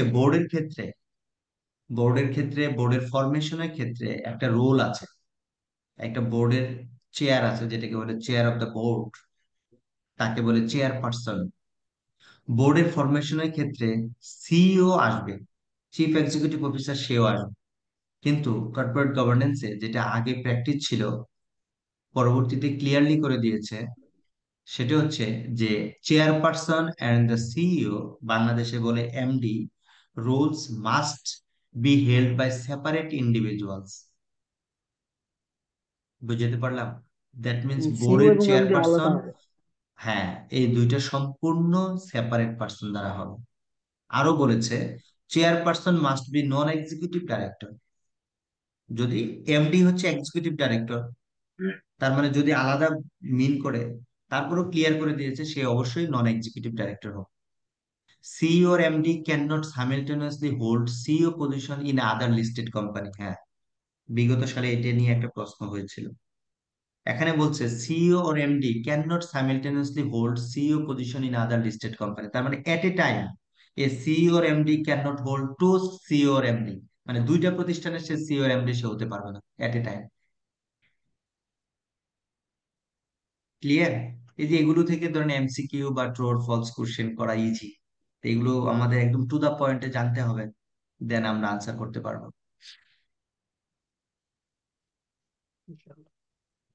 তো নেক্সট ক্লাসে আমরা এই বোর্ড নিয়ে আরো ডিটেইল আলোচনা করব। আজকে এ পর্যন্ত রাখি, 12টা 40, যদিও 12টা 15-তে নির্ধারিত সময় আমাদের ক্লাসের টাইম শেষ, কিন্তু আমাকে বাড়তি নিতে হচ্ছে এই কারণে যে শেষ করতে হবে, একটু ডিটেল দিতে যাই, এটাই হচ্ছে। আর বলেন আপনাদের কোনো কোশ্চেন আছে কিনা, একটু 1 মিনিট কোশ্চেন নিয়ে আমি তাহলে ক্লোজ করে দেবো আজকের ক্লাস। আসসালামু আলাইকুম স্যার। স্যার, চেয়ারম্যান আর সিইও এই দুজন যদি একজনই হয়, এটা আইনগত কোনো বাধ্যবাধকতা বা আইনগত জটিলতা হতে পারে এরকম কিছু আছে কিনা স্যার? হ্যাঁ, আচ্ছা আচ্ছা, দেখেন মজার বিষয়টা দেখেন এবার। সেটা হচ্ছে যে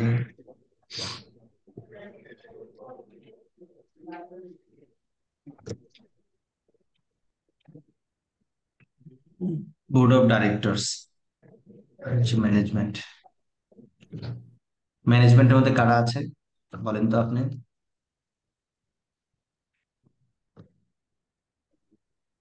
ইউএমডি, আর কারা আছে? স্যার সকল এক্সিকিউটিভ লেভেলের directors, manager, all directors, CFO. Director, CFO, senior management. Director is a share holder, share. হ্যাঁ, উনি আলাদা করে এটসেট্রা, জিএম, এরাই তো এজিএম, ম্যানেজমেন্টে এটসেট্রা। আছে, তাই না? জি স্যার। আচ্ছা, এখন ফ্যাক্ট হচ্ছে যে এই বোর্ড অফ ডাইরেক্টর তারা যে স্ট্র্যাটেজি ফর্মুলেট করবে, তারা যে পলিসি ফর্মুলেট করবে, এটি ইমপ্লিমেন্ট করবে কাদের দ্বারা? ম্যানেজমেন্টের দ্বারা। ম্যানেজমেন্টের দ্বারা। বোর্ড অফ ডাইরেক্টর অ্যাপয়েন্টেড কাদের দ্বারা? অ্যাপ্রুভ কাদের দ্বারা? শেয়ার হোল্ডার দ্বারা। অ্যাপ্রুভ কাদের দ্বারা? Management. Approve shareholder by AGM. Shareholders দ্বারা। এই জায়গায় কনসেপ্টটা ক্লিয়ার হতে হবে। শেয়ার হোল্ডার দ্বারা তারা অ্যাপ্রুভ। তারা কাজ করবে কাদের ইন্টারেস্টে? Board of director share all stakeholder, all stakeholder. এখন তারা অল স্টেক হোল্ডারের ইন্টারেস্টে যখন কাজ করবে, ম্যানেজমেন্টের দ্বারা যখন কাজ করবে, তারাই যদি এই বোর্ড অফ ডাইরেক্টরের যদি প্রধান হয়, তাহলে প্রবলেম হচ্ছে কি হচ্ছে না? যে প্রশ্ন করেছেন সে বলেন। জি স্যার, প্রবলেম হবে স্যার। প্রবলেম হবে, অবশ্যই প্রবলেম। টেকনিক্যালি যদি হয় স্যার, তাহলে এটার আইনগত স্যার কি থাকবে স্যার? আইনগত এই যে আপনি এটাকে কি বলবেন বলেন তো? এই যে দেখেন বাংলাদেশ গ্যাজেট অতিরিক্ত জুন 10/2018 গ্যাজেট ভায়োলেশন, ঠিক আছে? এই গ্যাজেট ভায়োলেশন হবে, গভর্নমেন্ট রুল ভায়োলেশন হবে। বুঝতে পারলাম? হ্যাঁ স্যার, জি হ্যাঁ স্যার, যেমন স্যার আমি বললাম স্যার, আমাদের যেটা স্যার লার্জেস্ট একটা কোম্পানি স্যার, প্রাণ রাইফেল গ্রুপ, ওখানে স্যার চেয়ারম্যান এবং সিইও একজনই হোল্ড করে। তো বর্তমানে আছে? এক্ষেত্রে জি স্যার।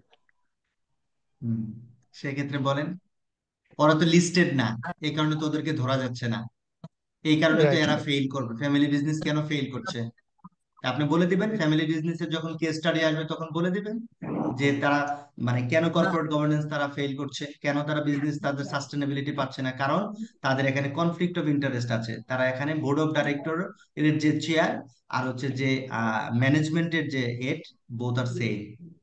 জি স্যার।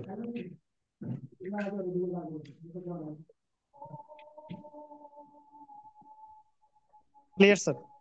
আর অধিকাংশ কোম্পানিগুলোতে এরকম। স্যার ক্যাডবেরি রিপোর্টটা কি অনেকটা এই নিয়ে আলোচনা আছে কিনা? ক্যাডবেরি রিপোর্টে হচ্ছে সেপারেশনের কথাটা বলা ছিল মনে হয়, এই কারণে হ্যাঁ, সিইও ওনারশিপ এন্ড সেপারেশন চেয়ারম্যানের রোলটা কন্ট্রোল আলাদা হবে। আলাদা ছিল। জি।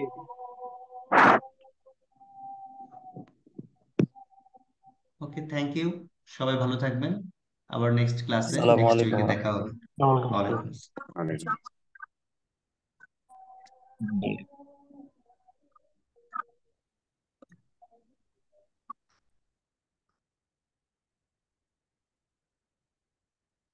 আমি এই শীটটা আপনাদের ইয়েতে দিয়ে দিব, গ্রুপে দিয়ে দিব। হ্যাঁ, জি, thank you sir. Thank you sir.